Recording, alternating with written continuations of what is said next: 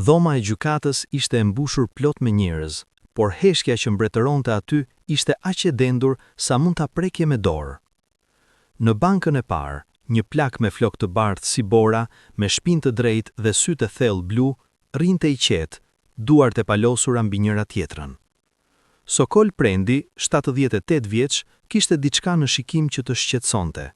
Jo frikë, por një lloj force të qetë që vinte nga brenda. Pranë tij, një grua e re me flok të gjatë kafe dhe sy të mëdhenj të zinj, mbante dorën e tij të vjetër. Teuta, 32 vjeç, kishte një bukuri që nuk ishte vetëm e jashtme, por diçka më të thellë, një njohësi në shikim që fliste për një shpirt të pastër dhe një zemër të madhe. Në anën tjetër të dhomës, 3 burra dhe 2 gra rrinin bashk, fytyrat e tyre të skuqura nga inati dhe zhgënjimi. Ishin fëmijët e Sokolit, Ardit, i madhi, 50 vjeç, me mustaqe të dendur dhe pamje autoritare. Besnik, djali i mesëm, 48 vjeç, me sy që lëviznin nervozisht nga njëra anë në tjetrën. Albana, vajza e parë, 46 vjeç, me fytyrë të ashpër dhe buzë të ngrira në një vit të hollë. Dhe 2 të tjerat, Etleva dhe Donika, që rrinin pak më prapa. Të gjithë kishin ardhur këtu me një qëllim, të rishpërndanin pasurinë e babait të tyre, pasurinë që sipas tyre i u takonte atyre, jo asaj të huajës që kishte vjedhur zemrën dhe mendimet e një plaku. Gjykatësi hyri dhe të gjithë u ngritën në këmbë. Ishte një grua në të 50-tat, me pamje të rrept por të drejtë, me sytë e saj të kalkën që shikonin gjithçka. Ajo u ul dhe bëri me dorë që edhe të tjerët të ulnin. Dhe në atë moment, ndërsa dosjet hapeshin dhe heshtja kërcënonte të thyhej, në ajër ndije diçka më shumë se një çështje ligjore. Ishte një histori familjare e coptuar, një tragjedi që kishte nisur kohë më parë dhe që tani po arrinte në kulmin e saj. Por si kishte arritur këtu Sokoli? Si kishte mundur një njeri që kishte kaluar mbi 7 dekada jetë, që kishte ndërtuar një familje, që kishte punuar ditë e natë për të siguruar një të ardhme për fëmijët e tij? Të gjendej në këtë sallë gjykate, duke u përballur me ata që ai kishte rritur dhe dashur më shumë se veten.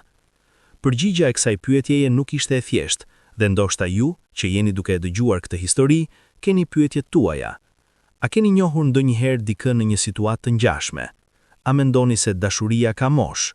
Shkruajini në komentet më poshtë, sepse kjo histori nuk është vetëm e Sokolit dhe Teutës, është një histori që mund të prekë secilin prej nesh në një formë apo në një tjetër. Ajo që po ndodh këtu, në këtë sallë gjykate, është një luftë mes dashurisë dhe traditës, mes zemrës dhe logjikës, mes të drejtës për të dashur dhe presionit shoqëror. Historia e Sokolit nisi shumë kohë më parë, në një fshat të vogël në veri të Shqipërisë, ku majet e maleve të bardhë prej bore shikonin nga lart dhe ku jeta lëvizte me ritmin e natyrës. Ai kishte lindur në një familje të thjesht bujqësh, kishte rritur kafsh, kishte punuar tokat dhe kishte jetuar sipas kodeve të vjetra që i kishin mësuar gjyshrit. Në moshën 20 vjeç, ai u martua me Shqipen, një vajzë të bukur nga fshati Fqinj, me sy të zinj si nata dhe me një zemër aq të madhe sa mund të përmblidhte të gjithë botën brenda. Martesa e tyre ishte e lumtur, e mbushur me dashuri dhe respekt. Kishin lindur 5 fëmijë, 3 djem dhe 2 vajza, dhe Sokoli kishte punuar pa pushim për t'i rritur. Kishte lënë fshatërinë dhe ishte zhvendosur në qytet, ku ishte hapur një dyqan të vogël që me kalimin e viteve u rrit dhe u bë një biznes i mirëfillt. Shqipja ishte shtylla e shtëpisë, grua që mbante gjithçka bashk. Ajo ishte ajo që ngrohte shtëpinë me gëzimin e saj, që qetësonte fëmijët kur ishin të shqetësuar, që mbështeste Sokolin kur gjërat biheshin të vështira. Por jeta, siç e bën shpesh, solli dhimbje të papritur. Një ditë pranvere, kur lulet kishin filluar të lulëzonin dhe ajri ishte i mbushur me erën e freskët të tokës së lagur, Shqipja filloi të ankohej për dhimbje koke. Në fillim, ata menduan se ishte nga lodhja, por dhimbja nuk kaloi. Pas disa javësh shkuan tek mjeku dhe përgjigja që morën i shkatëroi të gjithë. Një tumor në tru, i pashërueshëm. Shqipja luftoi me guxim për muajt me radhë, por në fund, kur vera po linte vend për vjeshtën, ajo iku, duke lënë pas saj një boshllëk që nuk mund të mbushej. Sokoli nuk ishte i njëjti pas atij dite. Ai u bë më i heshtur, më i tërhequr. Fëmijët e tij, të gjithë të martuar dhe me familjet e tyre, vinin ta shihnin, por askush nuk mund ta kapte dot dhimbjen që ai mbante brenda. Ai vazhdoi të punonte, por nuk ishte më ai njeri plot jetë që kishte qenë më parë.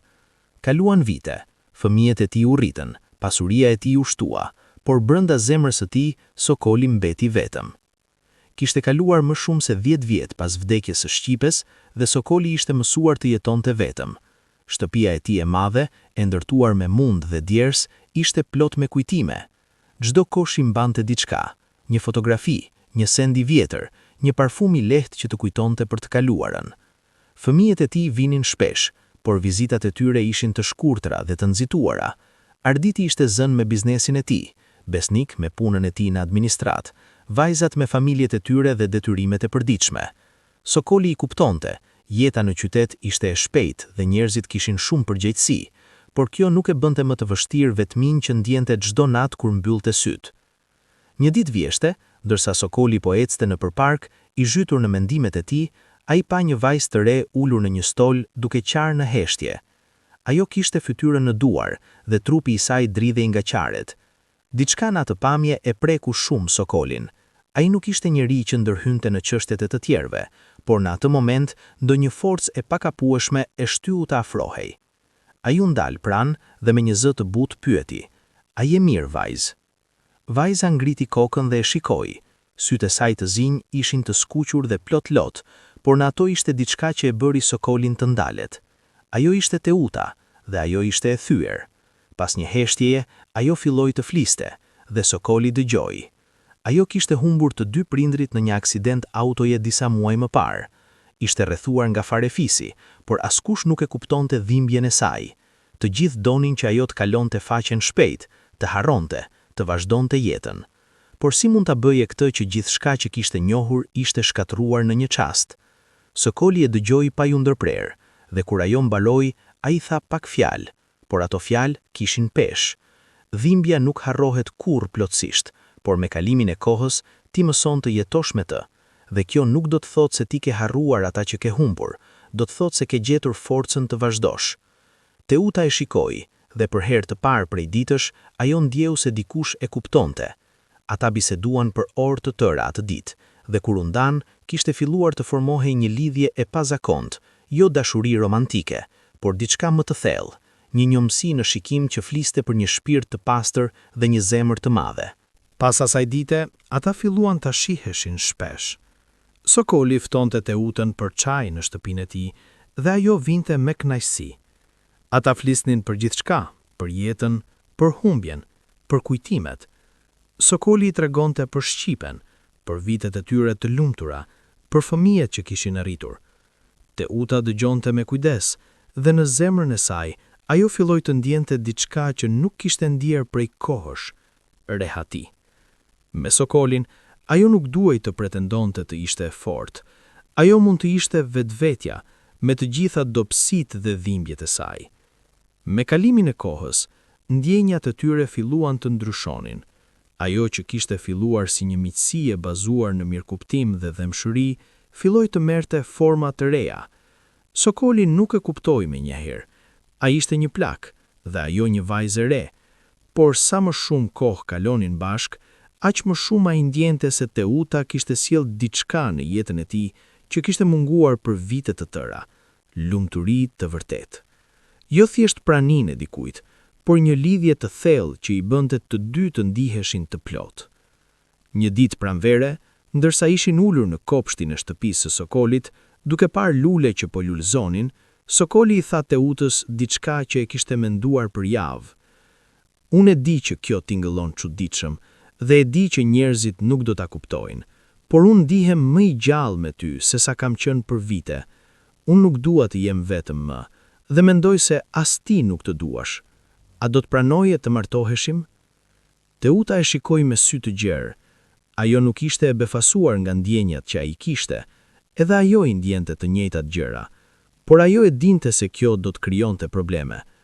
Sokol, tha ajo me një zë të butë, unë të dua dhe dua të jem me ty, por ti e di se bota nuk do ta kuptojë këtë. Fëmijët e tu, njerëzit rreth nesh, të gjithë do të thonë se unë jam pas pasurisë tënde. Unë nuk e vë veshin se çfarë thonë të tjerët, tha Sokoli me vendosmëri. Unë kam jetuar të gjithë jetën time sipas rregullave të tjerëve. Tani, në moshën time, Unë dua të jetoj sipas zemrës ime, dhe zemra ime më thot se ti je ajo që dua pranë. Teuta u mbyll në heshtje, dhe në atë heshtje, ajo mori vendimin më të madh të jetës së saj. Ajo pranoi. Lajmi u përhap shpejt, kur Arditi, djali i madh i Sokolit, dëgjoi se babai i tij po mendonte të martohej me një vajzë që ishte më e vogël se fëmijët e tij. Ai nuk e besoi. Ai mendoi se ishte një shaka e keqe, diçka që dikush kishte trilluar për të nxipur sherr. Por kur Sokoli e thirri në shtëpi dhe ja tha fjalë për fjalë, Arditi ndjeu se toka po i hapet nën këmbë. "Baba, ti e duke shaka apo jo?" tha Arditi, duke përpjekur të ruante qetësinë, por zëri i tij dridhej nga zemërimi i fshehur. "Ti je 77 vjeç. Ajo është 32. Ajo është më e re se unë." "E di sa vjeç jam, Ardit, dhe e di edhe sa vjeç është Teuta, por kjo nuk ndryshon faktin se ne duam njëri tjetrin." "Dashuri," qeshi Arditi hidhur. "Baba, mos më thua se ti beson në dashuri në këtë moshë. Ajo të ka vënë syri në pasurinë tënde. Ajo të ka manipuluar." Sokoli e shikoi të birin me një shprehje që ishte një përzierje trishtimi dhe zhgënjimi. "Ardit, unë kam jetuar shumë vite dhe kam parë shumë njerëz. E di kur dikush po më gënjen dhe kur po më thot të vërtetën. Teuta nuk është siç mendon ti." "Atëherë, çfarë është ajo?" u përgjigj Arditi, duke u ngritur në këmbë dhe duke filluar të ecë nervozisht nëpër dhomë. "Ajo është një e huaj që ka ardhur në jetën tënde dhe po përpiqet të na vjedh atë që na takon neve. Ne jemi fëmijët e tu, ne kemi punuar dhe kemi qenë pranë teje të gjithë këto vite." "Ju keni qenë pranë neje," Sokoli e ndaloi. "Ardit, kur ishte hera e fundit që erdhe të më shihje vetëm për të qenë me mua, jo për të më pyetur për pasuri apo për biznes? Kur ishte hera e fundit që solle fëmijët e tu të më shihnin gjyshin e tyre? Ju jeni të zënë me jetën tuaj, dhe unë e kuptoj këtë, por mos përpiqu të më thua se kujdeseni për mua kur të vetmen gjë që ju intereson është sa do të trashëgoni kur të vdes." Fjalët e Sokolit ranë si një tull mbi Arditin.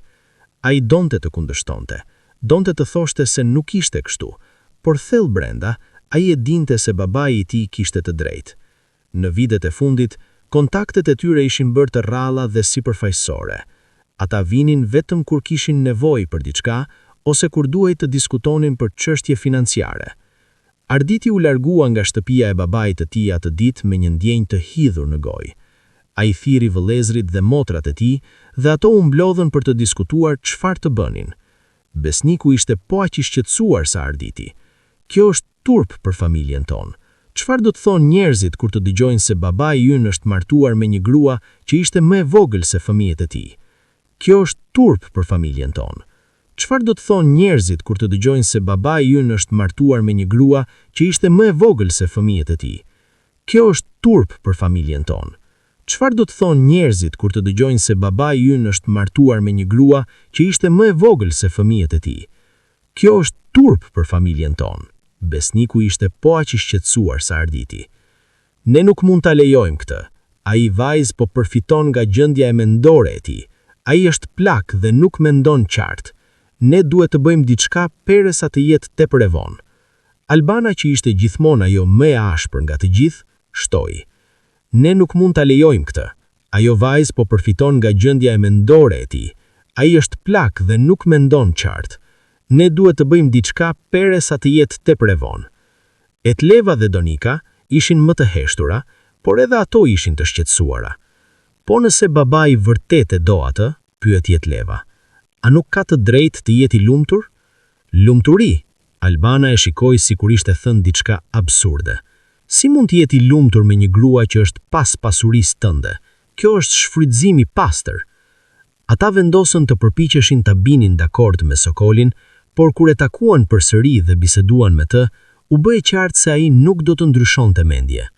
"Unë do të martohem me Teutën," u tha atyre me firmë, "dhe nuk dua askënd nga ju ta keq trajtoni. Aja nuk ka bërë asgjë të keqe dhe nuk meriton hurrejtjen tuaj." "Atëherë ne nuk mund të vim në dasëm," tha Arditi me një zë të prerë. Sokoli e shikoi për një moment të gjatë dhe pastaj tha, "Kjo është zgjedhja juaj, por unë nuk do të ndryshoj vendimin tim për shkak tuaj." Dasma u zhvillua në një ceremoni të vogël dhe të thjeshtë. Sokoli dhe Teuta ishin vetëm të dy, me disa miq të ngrohtë dhe asnjë antar nga familja e Sokolit. Kur ata shkëmbyen unizat dhe ju premtuan njëri tjetrit dashurinë dhe besnikërinë, ishte një ngrohtësi dhe një qetësi që rrëll gjendej në dasma të mëdha dhe të bujshme. Pas ceremonisë, ata u kthyen në shtëpinë që tashmë do të ishte e tyre të dyve. Jeta e Sokolit ndryshoi plotësisht. Teuta solli jetë në atë shtëpi që kishte qenë e heshtur për aq vite. Ajo gatonte ushqime të shijshme, mbante shtëpinë të pastër dhe të ngrohtë, dhe më e rëndësishmja, ajo i dëgjonte historitë e Sokolit me interes të vërtet. Sokoli, nga ana e tij, e trajtonte Teutën me një butësi dhe një kujdes që bënin të qartë se për të, kjo nuk ishte një marrëveshje për shtatshmërie, por një dashuri e vërtet. Muajt filluan të kalonin, dhe Sokoli u ndje më i lumtur se sa kishte qenë për vite. Ai filloi të buzëqeshte më shpesh, të qeshte më shumë dhe të fliste me një pasion që fëmijët e tij nuk e kishin parë prej kohësh. Por kjo lumturi nuk zgjati pa u vënë re. Kur fqinjet edhe të njohurit e panë Sokolin me Teutën, filluan të flasin. Disa e admiruan guximin e tij për të ndjekur zemrën e tij, por shumica kritikuan. Ai është çmendur, thoshin disa. Ajo e ka magjepsur, thoshin të tjerë. Ajo po e vjedh, ishte akuza më e shpeshtë. Fëmijët e Sokolit dëgjonin këto fjalë dhe ndiheshin të turpëruar. Çdo herë që dikush i përmendte babain e tyre dhe martesën e tij të re, ata ndiheshin sikur ishin ata që po talleshin. Arditi u bë më i hidhur. Ai filloi të fliste me avokat, duke pyetur çfarë mund të bënte për të mbrojtur trashëgiminë e familjes. Po sikur ai të ndryshoi testamentin, i tha ai avokatit. Po sikur ta lërë gjithçka asaj. Ne kemi punuar dhe kemi kontribuar në atë pasuri. Ne nuk mund ta humbim për shkak të një gruaje oportuniste. Avokati ja shpjegoi se nëse Sokoli ishte në kapacitetin e tij mendor të plot, ai kishte të drejtën të bënte çfarë të donte me pasurinë e tij. Megjithatë, shtoi avokati, nëse mund të provoni se ai nuk është në gjendje të marrë vendime të shëndosha apo që është manipuluar, atëherë ju mund të kontestoni çdo veprim që ai ndërmerr. Kjo i dha Arditit një ide. Ai i thirri vëllezërit dhe motrat e tij dhe u propozoi një plan. Ne duhet ta vëzhgojmë babain ton nga afër. Nëse ai bën diçka që tregon se nuk është në gjendje të marrë vendime të shëndosha, apo nëse vërejmë se Teuta po e manipulon, atëherë mund të ndërhyjmë dhe nëse duhet, do ta çojmë çështjen në gjykat. Të tjerët ishin të dyshimt, por në fund ata ranë dakord, dhe kështu ata filluan ta vizitojnë Sokolin më shpesh, jo nga dashuria, por nga nevoja për të mbledhur prova. Sokoli e vuri re ndryshimin në sjelljen e fëmijëve të tij, por ai nuk tha asgjë. Ai shpresonte se me kalimin e kohës, ata do ta kuptojnë se Teuta nuk ishte armiku i tyre dhe se ai ishte vërtet i lumtur. Por kjo shpresë u shkatrua një ditë kur Arditi erdhi në shtëpi dhe i kërkoi babait të tij të nënshkronte një dokument që transferonte një pjesë të biznesit në emrin e tij. Kjo është vetëm për sigurim, tha Arditi, në mënyrë që të sigurohemi se gjithçka është në rregull në rast se diçka ndodh. Ardit, unë nuk do të nënshkruaj asgjë që nuk e kuptoj plotësisht, dhe tani për ani, unë jam ende në gjendje të menaxhoj pasurinë time. Por baba, Arditi insistoi, ti po plasesh, çfarë ndodh nëse çfarë? Sokoli e ndërpreu. Nëse vdes? Ardit, unë e di se ti shqetësohesh për pasurinë, por ajo nuk është gjithçka, dhe nuk dua që ti të mendosh se unë do të lë pas një kaos. Unë kam bërë plane për të gjithë ju, por këto plane nuk do të jenë të diktuara nga frika apo presioni. Ato do të jenë sipas asaj që unë e konsideroj të drejtë dhe të drejtë. Arditi u largua i zemëruar, dhe në ditët e mëvonshme, fëmijët e Sokolit filluan të marrin masa më drastike. Ata kontaktuan mjek për të vlerësuar gjendjen mendore të babait të tyre. Ata u takuan me avokat për të diskutuar mënyrat për të kontestuar vendime të mundshme të Sokolit në të ardhmen, dhe ata filluan të përhapin zëra në familjen e zgjeruar dhe në rreth se Teuta ishte një grua e rrezikshme që e kishte manipuluar një plak të pafajshëm. Një mbrëmje, ndërsa Sokoli dhe Teuta ishin ulur në dhomën e tyre të ndenjës, duke pirë çaj dhe duke parë televizorin, erdhi një trokitje në derë. Sokoli shkoi të hapte dhe u befasua kur e pa një grua në moshë që nuk e njihte. Ajo u prezantua si një shoqe e vjetër e shqipes, grua së tij të parë. Unë dëgjova për martesën tënde dhe doja të vija të shihja me sytë e mi. shqipja ishte shoqja ime më e mirë dhe unë mendoj se ajo do t'ishte e lumtur që ti ke fendur dikë që të bën të lumtur përsëri. Fjalët e saj prekën Sokolin thellë dhe ai e ftoi brenda dhe ata folën për ore tëra për Shqipen, për kohët e vjetra dhe për jetën që kishte vazhduar pas saj. Gruaja ishte e sjellshme me Teutën dhe kjo e bëri Sokolin të ndjejë një lehtësim të madh. Ishte aq e rëndësishme për të që dikush që kishte njohur Shqipen mos ta gjykonte atë për zgjedhjen që kishte bërë. Pas asaj dite, Sokoli filloi të mendoj thellë për të ardhmen. Ai e dinte se fëmijët e tij nuk do ta pranojnë kurrë plotësisht martesën e tij me Teutën, dhe ai e dinte se pas vdekjes së tij, ata do të përpiqen ta kontestojnë çdo gjë që ai kishte bërë. Kështu, ai vendosi të marrë masa për të mbrojtur Teutën dhe për të siguruar se ajo të mos mbetej pa asgjë. Ai shkoi tek avokati i tij dhe ndryshoi testamentin. Ai la një pjesë të pasurisë për secilin nga fëmijët e tij, por gjithashtu la një pjesë të konsiderueshme për Teutën. Ajo ka qenë më shumë për mua në këtë kohë të shkurtër sesa ju në vitet e fundit, dhe unë dua që ajo të jetë e sigurt pas meje. Kur fëmijët e Sokolit mësuan për këtë, dhe ata e mësuan sepse asgjë nuk mbetej sekret për shumë kohë, ata u zemëruan edhe më shumë. Besniku, që ishte më i heshturi prej tyre, tani foli hapur. Ai na ka tradhtuar, ai po u jep pasurinë tonë një të huaje. Albana ishte edhe më e ashpër. Ne nuk mund të lejojmë këtë. Ne duhet të ndërhyjmë. Nëse duhet, do ta çojmë çështjen në gjykat. Dhe kështu, filloi procesi ligjor. Fëmijët e Sokolit paraqitën një ankesë në gjykat, duke pretenduar se babai i tyre ishte në një gjendje mendore të dëmtuar dhe se Teuta e kishte manipuluar për interes personal. Ata kërkuan se gjykata të vlerësoj kapacitetin mendor të Sokolit dhe të anulloj çdo veprim që ai kishte bërë prej martesës së tij me Teutën. Kur Sokoli mori letër nga gjykata, ai nuk u befasua, por u hidhërua thellë. Kështu ka ardhur puna, ja tha Teutës duke mbajtur letrën në dorë. Fëmijët e mi po më çojnë në gjykat. Teuta e shikoi me sy plot lot. Sokol, ndoshta duhet të largohemi, ndoshta duhet të ndahemi për një kohë, në mënyrë që ata të kuptojnë se unë nuk jam atje për pasuri. Por Sokoli shkundi kokën me forcë. Jo, nëse ne largohemi tani, ata do të fitojnë. Jo në gjykat, por në mënyrën e tyre të menduarit. Ata do të besojnë se ishin të drejtë, se ne kishim diçka për të fshehur. Jo, ne do të shkojmë në atë gjykat, do të përballemi atyre dhe do të tregojmë të gjithëve se ne nuk kemi bërë asgjë të gabuar. Procesi filloi në një mëngjes të ftohtë dimri. Gjykata ishte e mbushur me njerëz, familjar, miq, kureshtar dhe gazetar që kishin dëgjuar për rastin dhe donin ta ndiqnin. Sokoli dhe Teuta erdhën së bashku, duke mbajtur duar. Ata ishin të veshur thjesht, por me dinjitet. Nga ana tjetër, fëmijët e Sokolit erdhën me avokatët e tyre, me pamje të vendosur dhe të ashpër. Avokati i fëmijëve të Sokolit filloi me një deklaratë të fortë.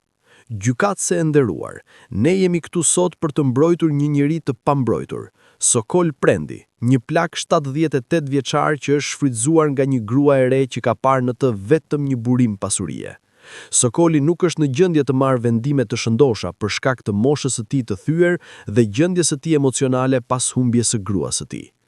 Teuta Marku e ka manipuluar atë, duke i izoluar nga familja e tij dhe duke e bindur të ndryshojë testamentin e tij në favor të saj. Ne kërkojmë nga gjykata të vlerësojë gjendjen mendore të Sokolit dhe të anullojë çdo veprim që ai ka bërë në ndikimin e kësaj gruaje. Avokati i Sokolit dhe Teutës, një burr i moshuar por me një shpirt të fortë, u ngrit dhe përgjigjes. Gjykatëse e nderuar, ajo që po përpiqen të provojnë kundërshtarët tanë është një gënjeshtër e shëmtuar. Sokol Prendi është plotësisht në gjendje të marrë vendime të shëndosha. Ai ka një mendje të qartë, një zemër të fortë dhe një dashuri të vërtetë për gruan e tij, Teutën. Ajo që fëmijët e tij nuk mund ta pranojnë është se babai i tyre ka gjetur lumturi përsëri pas vitesh vetmie. Ata nuk janë këtu për ta mbrojtur atë, ata janë këtu për të mbrojtur interesat e tyre financiare. Gjykata filloi dëshmit. Fëmijët e Sokolit u thirrën të flisnin. Arditi ishte i pari që doli në stand. Ai foli për vitet që kishte kaluar me babain e tij, për sakrificat që kishte bërë, për kohën që kishte investuar në biznesin e familjes. Babai im gjithmonë ka qenë një njeri i matuar dhe i kujdesshëm, tha Arditi, por që nga kur ka takuar këtë grua, ai ka ndryshuar. Ai na ka izoluar nga jeta e tij dhe ka filluar të na trajtojë sikur ne jemi armiqtë e tij.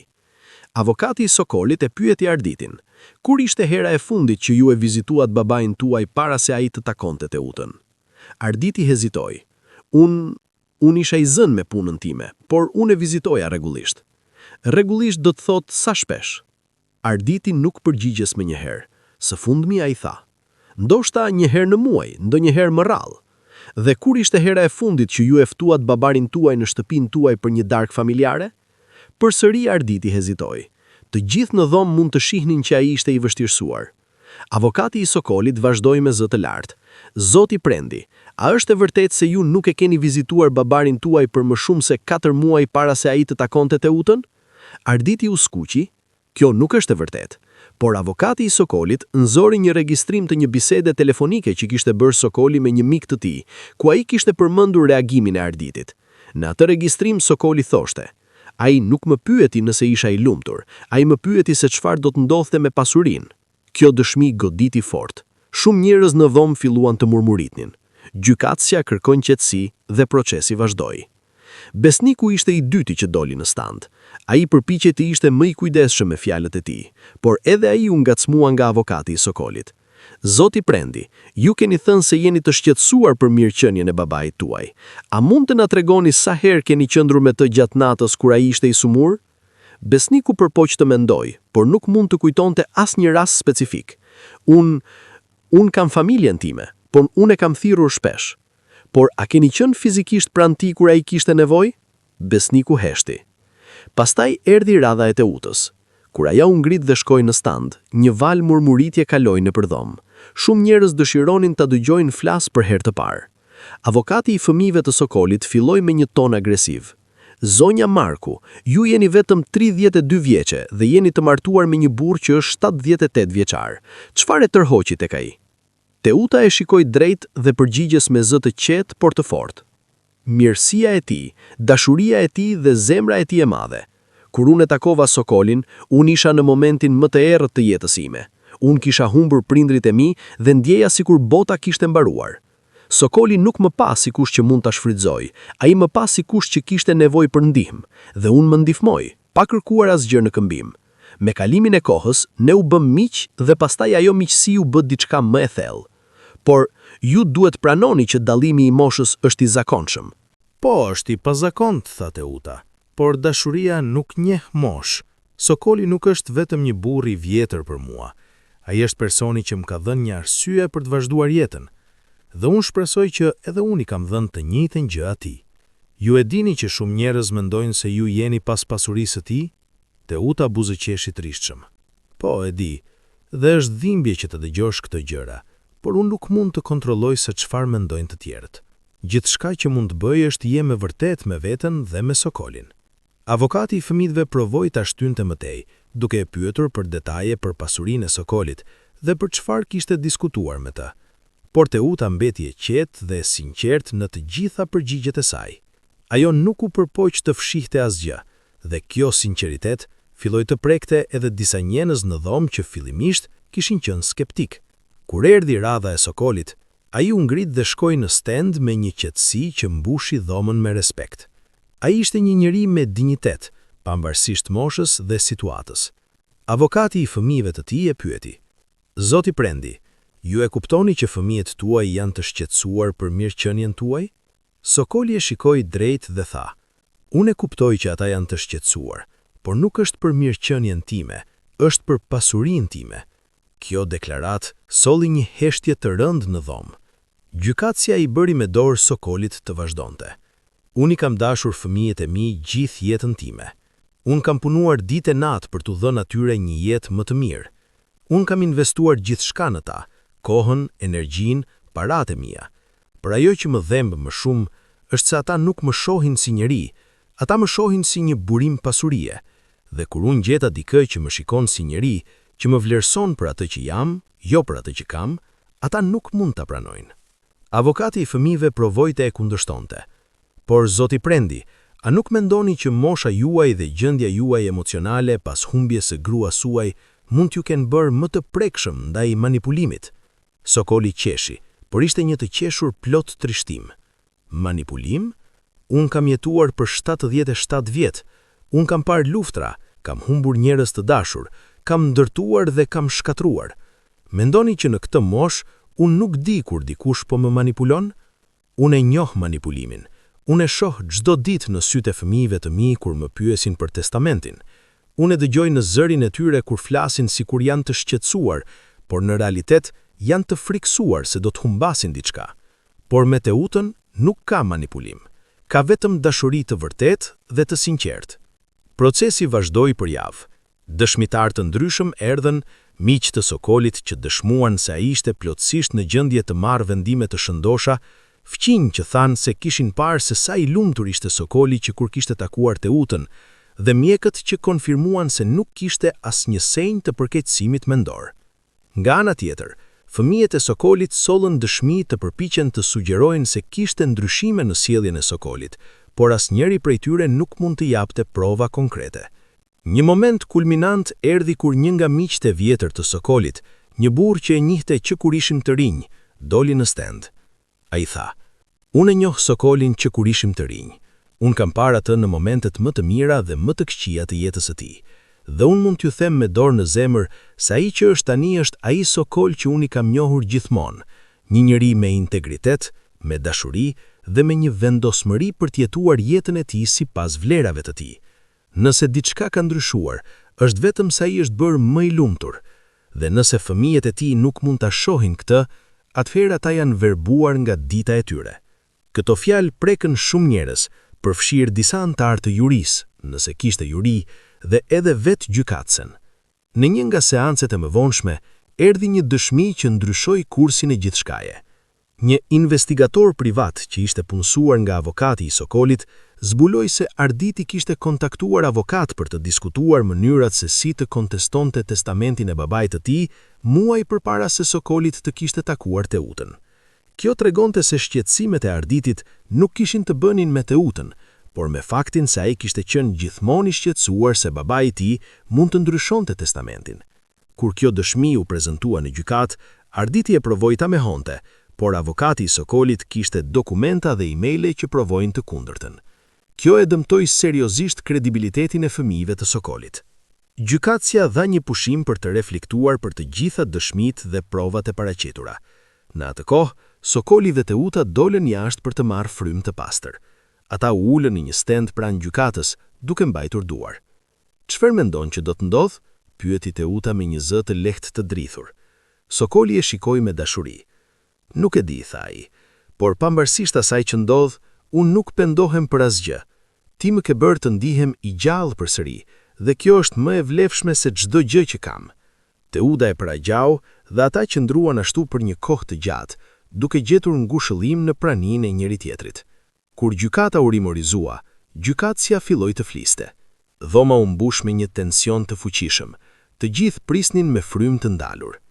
Pas shqyrtimit të gjitha dëshmive dhe provave të paraqitura nga të dyja palët, gjykata ka arritur në një konkluzion.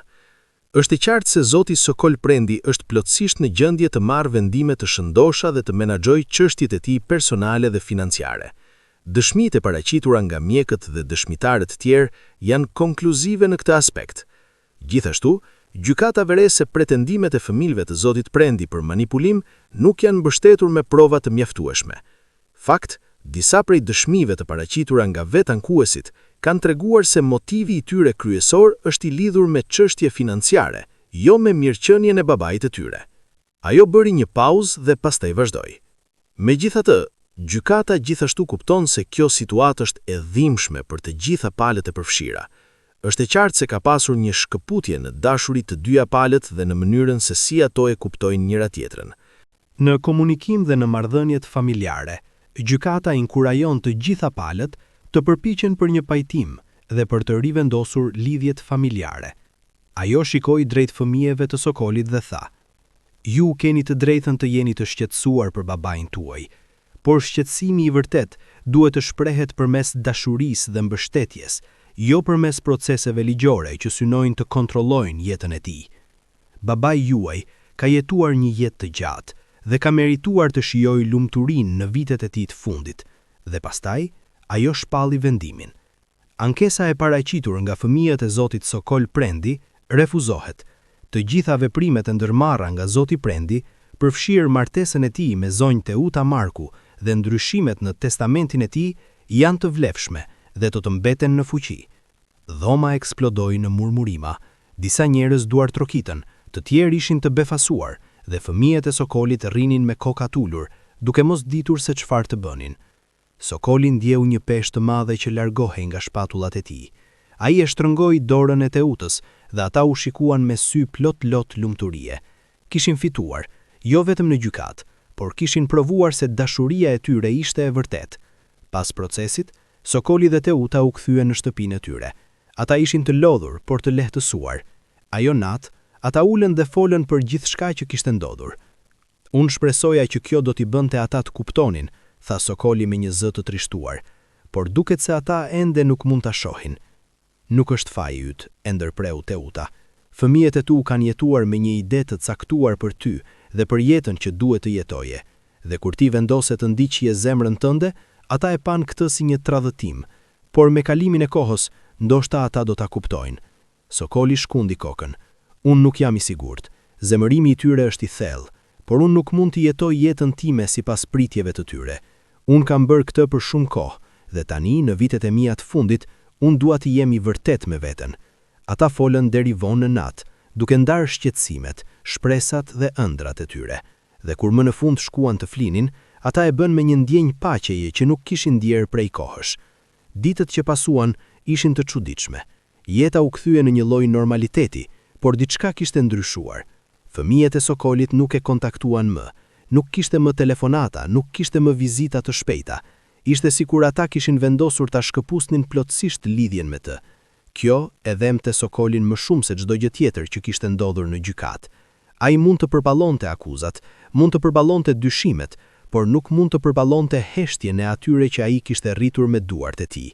Një mbrëmje, ndërsa Sokoli po rrinte në verandën e shtëpisë duke parë perëndimin e diellit, ai ndjeu një trishtim të thellë që e përshkoi. Teuta erdhi dhe ul pranë tij. Po mendon për ta apo jo? Pyeti ajo në heshtje. Sokoli tundi kokën. Çdo ditë, çdo moment, unë pyesja veten nëse kam bërë gabim. Jo për ty, unë nuk pendohem kurrë që të kam takuar, por pyetem nëse duhet ta kisha trajtuar ndryshe situatën me ta. Ndoshta duhet të kisha përgatitur më mirë, ndoshta duhet të kisha ftuar të njihnin para se të martohesha. Sokol, tha Teuta me një zë të butë por të fortë. Nëse ata kishin dashur vërtet të kuptonin, ata do ta kishin bërë. Problema nuk është se si e prezentove, problema është se ata nuk donin ta dëgjonin. Ai e dinte që ajo kishte të drejtë, por kjo nuk e bënte dhimbjen më të lehtë. Muajt kaluan dhe jeta vazhdoi. Sokoli dhe Teuta krijuan një rutinë që i bënte të dy të lumtur. Ata zgjohen herët në mëngjes, shkonin për shëtitje në park, merrnin kafe të bashkët në kuzhinë ndërsa lexonin gazeta dhe kalonin mbrëmjet duke biseduar për gjithçka dhe asgjë. Sokoli i tregonte Teutës histori nga jeta e tij, për fëmijërinë në fshat, për kohët e vështira që kishte kaluar, për momentet e lumturisë që kishte ndarë me shqipen, dhe Teuta dëgjonte me një vëmendje dhe një dashamirësi që e bërin Sokolin të ndihej i vlerësuar. Një ditë, ndërsa po shkonin për shëtitje, ata u ndeshën me njërin nga vajzat e Sokolit, Etlevën. Ajo ishte me familjen e saj, burrin dhe dy fëmijët e saj.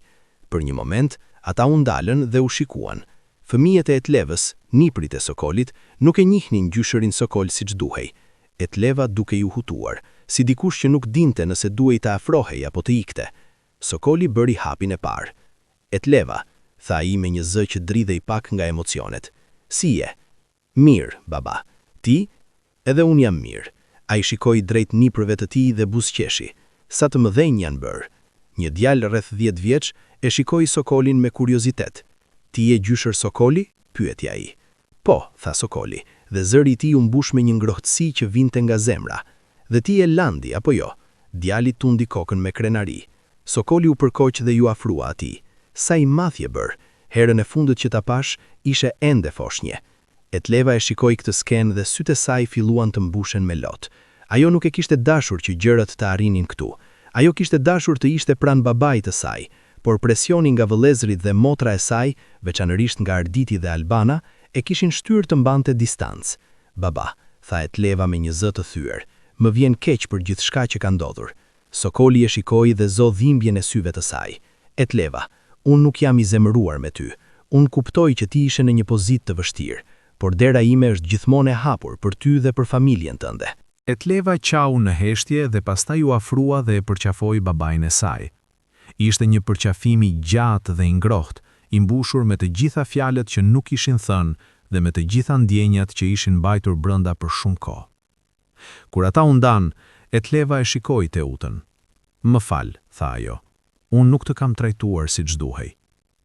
Teuta buzëqeshi me një ngrohtësi që e shkrinte çdo tension. "Nuk ka nevojë për falje," tha ajo.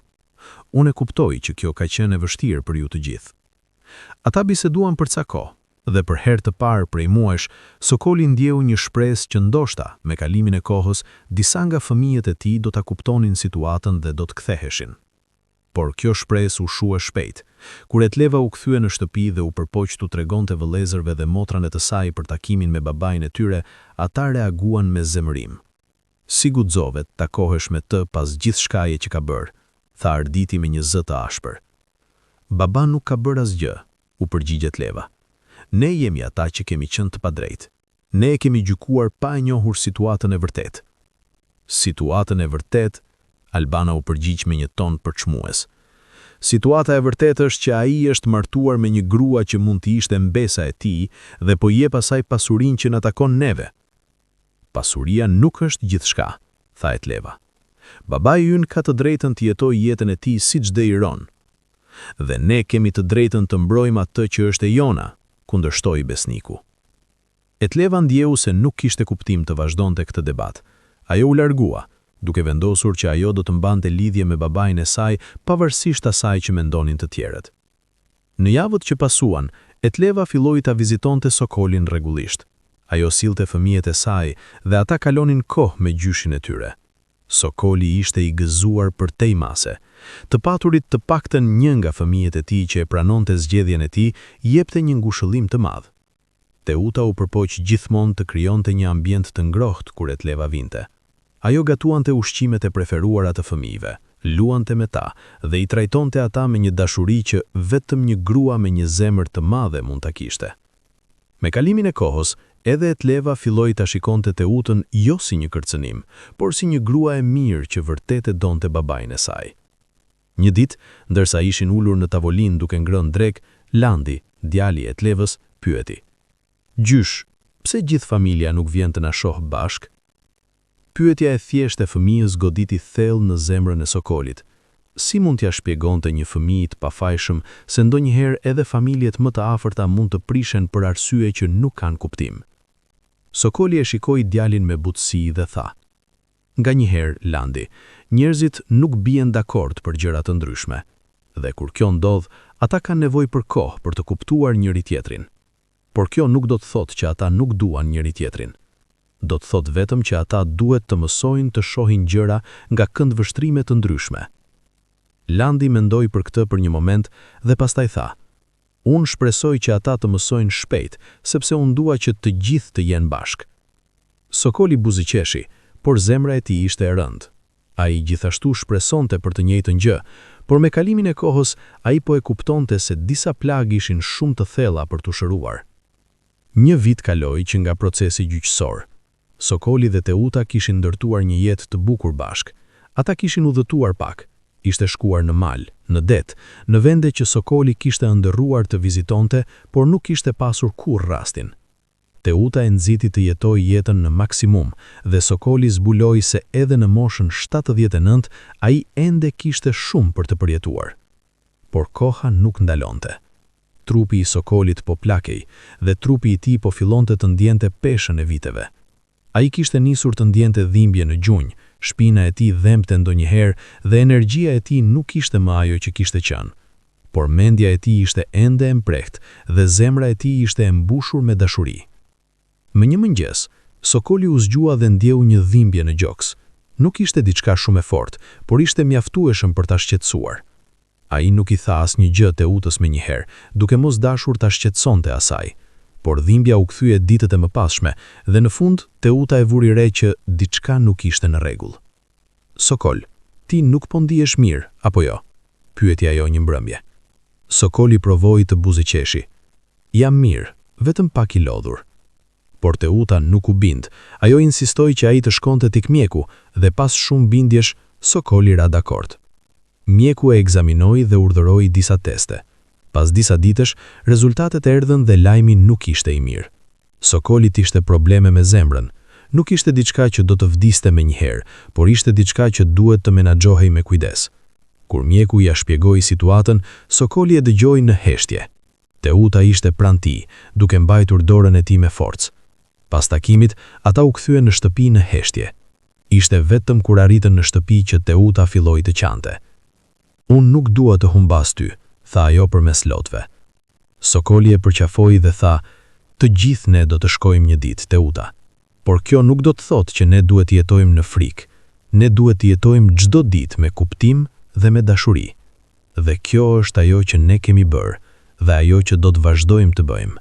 Pavarësisht fjalëve të tij të urtë, Teuta nuk mund të hiqte dot frikën nga zemra e saj. Ajo e dinte që Sokoli kishte të drejtë, të gjithë do të vdisnin një ditë, por kjo nuk e bënte më të lehtë pranimin e asaj realiteti. Lajmi për gjendjen shëndetësore të Sokolit u përhap. Etleva ishte e para që erdhi ta vizitonte. Ajo ishte e shqetësuar dhe e trishtuar. Baba, pse nuk më the më herët? Pyeti ajo. Nuk doja të shqetësoja askënd, tha Sokoli. Dhe gjithsesi, nuk është diçka që mund të ndryshohet. Unë duhet vetëm të jem më i kujdesshëm dhe të marr ilaçet e mia. Etleva rinte me të për orë të tëra atë ditë, dhe para se të largohej, ajo tha: unë do t'u them të tjerëve. Ndoshta kjo do t'i bëj ato të mendojnë. Por kur Arditi, Besniku, Albana dhe të tjerat dëgjuan për gjendjen shëndetësore të babait të tyre, reagimi i tyre nuk ishte ai që Etleva kishte shpresuar. Arditi tha: kjo është diçka që ndodh me moshën. Ai është 79 vjeç. Çfarë prisnit? Albana shtoi: dhe nëse diçka i ndodh, ne duhet të jemi të përgatitur për të trajtuar çështjet e trashëgimisë. Etleva u trondit nga insensibiliteti i tyre. Ai është babai ynë. Si mund të mendoni vetëm për pasurinë në një moment si ky? Sepse dikush duhet të mendoj për të, u përgjigj Arditi me një ton të ftohtë. Nëse ne nuk mendojmë, atëherë ajo grua do të marrë gjithçka. Etleva nuk mund ta duronte më. Ajo u largua dhe vendosi të mos kishte më kontakt me vëllezërit dhe motrat e saj derisa ata të ndryshonin qëndrim. Në këtë kohë, Sokoli po përpiqej të jetonte sa më normal. Ai merrte ilaçet e tij rregullisht, bënte shëtitje të shkurtra dhe vazhdonte të shijonte kohën e tij me Teutën. Por ai gjithashtu po mendonte për të ardhmen. Ai e dinte që nuk do të jetonte përgjithmonë dhe donte të sigurohej që Teuta do të ishte e mbrojtur pas tij. Ai thirrri avokatën e tij dhe bëri disa ndryshime të tjera në testamentin e tij. Ai la instruksione të qarta se si donte që pasuria e tij të ndahej dhe siguroi që Teuta do të kishte mjaft për të jetuar me reati për pjesën tjetër të jetës së saj. Gjithashtu, ai la mjaft për fëmijët e tij, pavarësisht asaj që kishin bërë, sepse ai ende i donte ata dhe shpresonte se një ditë ata do ta kuptonin. Viti i dytë i martesës së tyre erdhi me sfida të reja. Gjendja shëndetësore e Sokolit u përkeqësua pak dhe ai duhet kalonte më shumë kohë në shtëpi. Por edhe në këto rrethana, ai gjeti mënyra për të qenë i lumtur. Ai lexonte libra që kishte dashur të lexonte për vite, dëgjonte muzikë që e bënte të kujtonte kohët e vjetra dhe më e rëndësishmja, kalonte kohë me Teutën. Një ditë dimri, ndërsa bora po bie jashtë dhe shtëpia ishte e ngrohtë dhe e qetë, Sokoli dhe Teuta ishin ulur pranë zjarrit. Sokoli po shikonte flakët dhe mendonte për jetën e tij, për gjithçka që kishte bërë, për njerëzit që kishte takur, për dashuritë që kishte ndarë dhe për zgjedhjet që kishte bërë. Teuta, tha në heshtje ai, a pendohesh ndonjëherë që u martove me mua? Teuta e shikoi me befasi. Pse po më pyet këtë? Sepse jeta jote do të ishte më e lehtë nëse nuk do të kishe qenë me mua. Ti do të shmange gjykimin e njerëzve, presionin, gjykatën. Ti do të kishe një jetë normale. Teuta lëvizi pranë tij dhe e mori dorën. Sokol, unë nuk dua një jetë normale. Unë dua një jetë me kuptim dhe ti më ke dhënë këtë. Po, ka pasur sfida. Po, ka pasur dhimbje. Por ka pasur edhe dashuri, lumturi dhe një lidhje që unë nuk do ta këmbeja për asgjë në botë. Sokoli ndjeu lot duke i ardhur në sy. Ai e paraqafoi Teutën dhe tha: "Faleminderit. Faleminderit që më dhe shans të dua përsëri, të ndihemi gjallë përsëri, të jem unë përsëri. Ata shqëndruan të paraqafuar për një kohë të gjatë, duke dëgjuar tingullin e zjarrit që kërciste dhe erën që frynte jashtë. Një mbrëmje pranvere, kur lulet kishin filluar të lulzonin dhe ajri kishte marrë një erë të freskët dhe të ëmbël, Sokoli ndjeu një dobësi të papritur. Ai ishte ecur në kopsht me Teutën kur këmbët e tij u dobësuan dhe ai ra. Teuta u trondit dhe thirri menjëherë ambulancën. Sokoli u shtrua në spital për disa ditë. Mjekët thanë se zemra e tij po dobësohet më shpejt se sa kishin menduar dhe ai duhet të ishte shumë i kujdesshëm. Kur Etleva dëgjoi, ajo erdhi menjëherë. Ajo kaloi ditë dhe net në spital, duke qenë pranë babait të saj. Sokoli e vlerësonte këtë shumë. Etleva, tha ai një ditë, unë jam krenari për ty. Ti ke qenë e vetmja që ka pasur guxim të shkeli përtej presionit familjar dhe të ndiqe zemrën tënde. Etleva mboqi dorën e babait të saj dhe qau. Më vjen keq që të tjerët nuk janë këtu, tha ajo.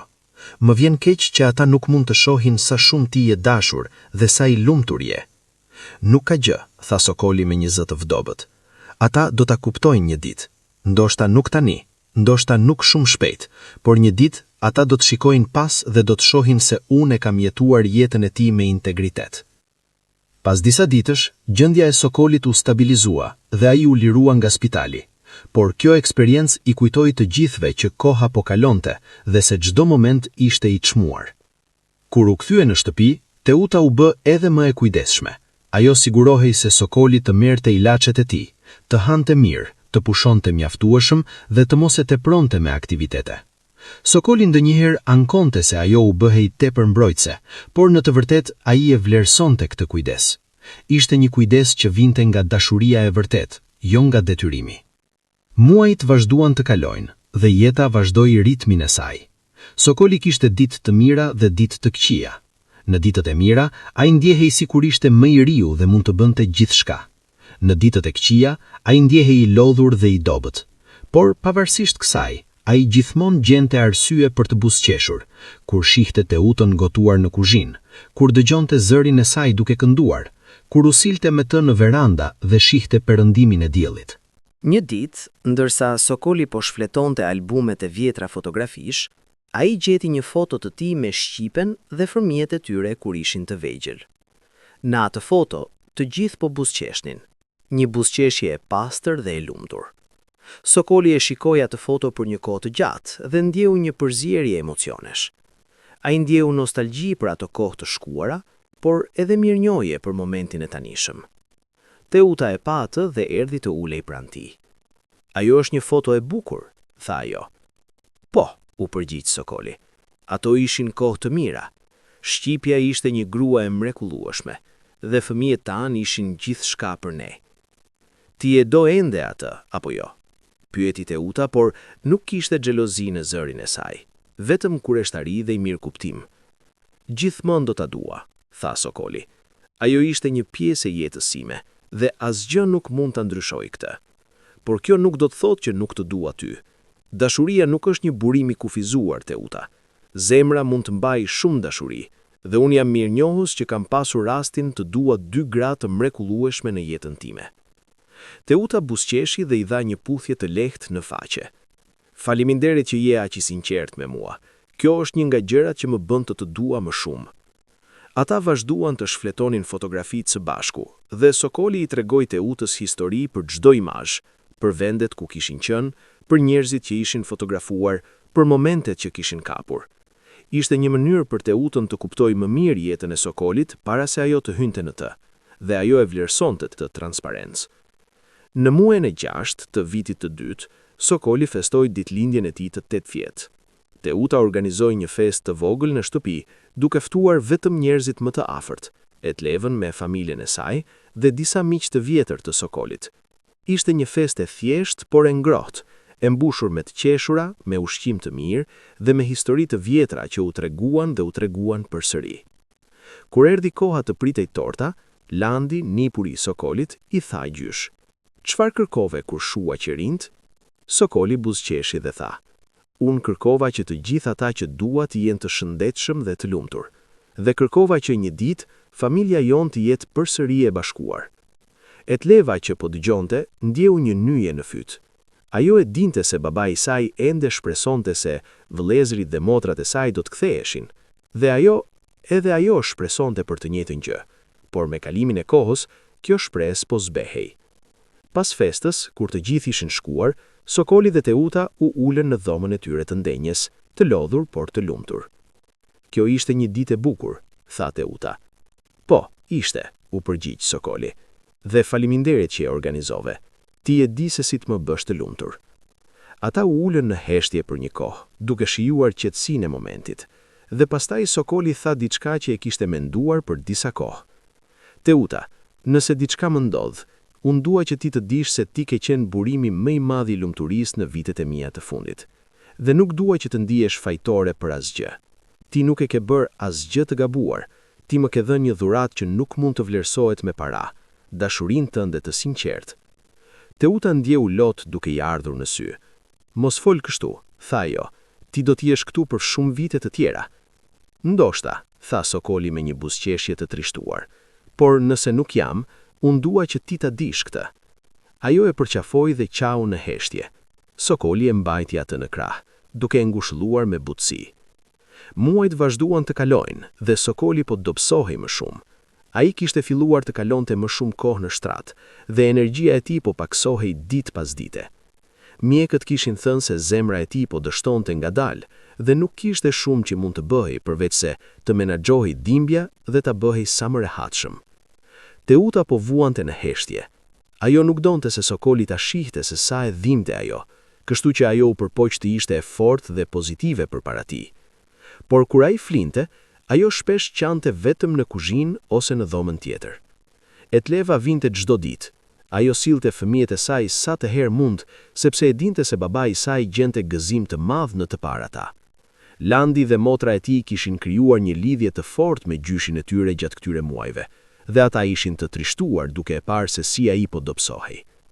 Një ditë, ndërsa Etleva ishte vetëm me Teutën në kuzhinë, ndërsa Sokoli po pushonte, ajo tha: "Unë dua të të falenderoj.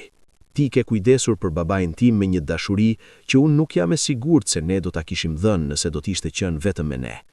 Teuta e shikoi me befasi. "Nuk ka pse më falenderoni. Unë e bëj këtë sepse e dua atë." "E di, dhe kjo është pikrisht ajo që bën aq të veçantë. Ti nuk vepron nga detyrimi, po vepron nga dashuria, dhe ka mësuar shumë nga ti për atë që do të thotë të dosh dikë, pa kushte." Teuta ndjeu lot duke i ardhur në sy. Ishte hera e parë që dikush nga familja e Sokolit, përveç vetë Sokolit, e kishte vlerësuar vërtet për atë që ishte dhe për atë që po bënte. "Unë jam mirënjohës që ti erdhe. Prezenca jote i ka dhënë shumë ngushëllim Sokolit."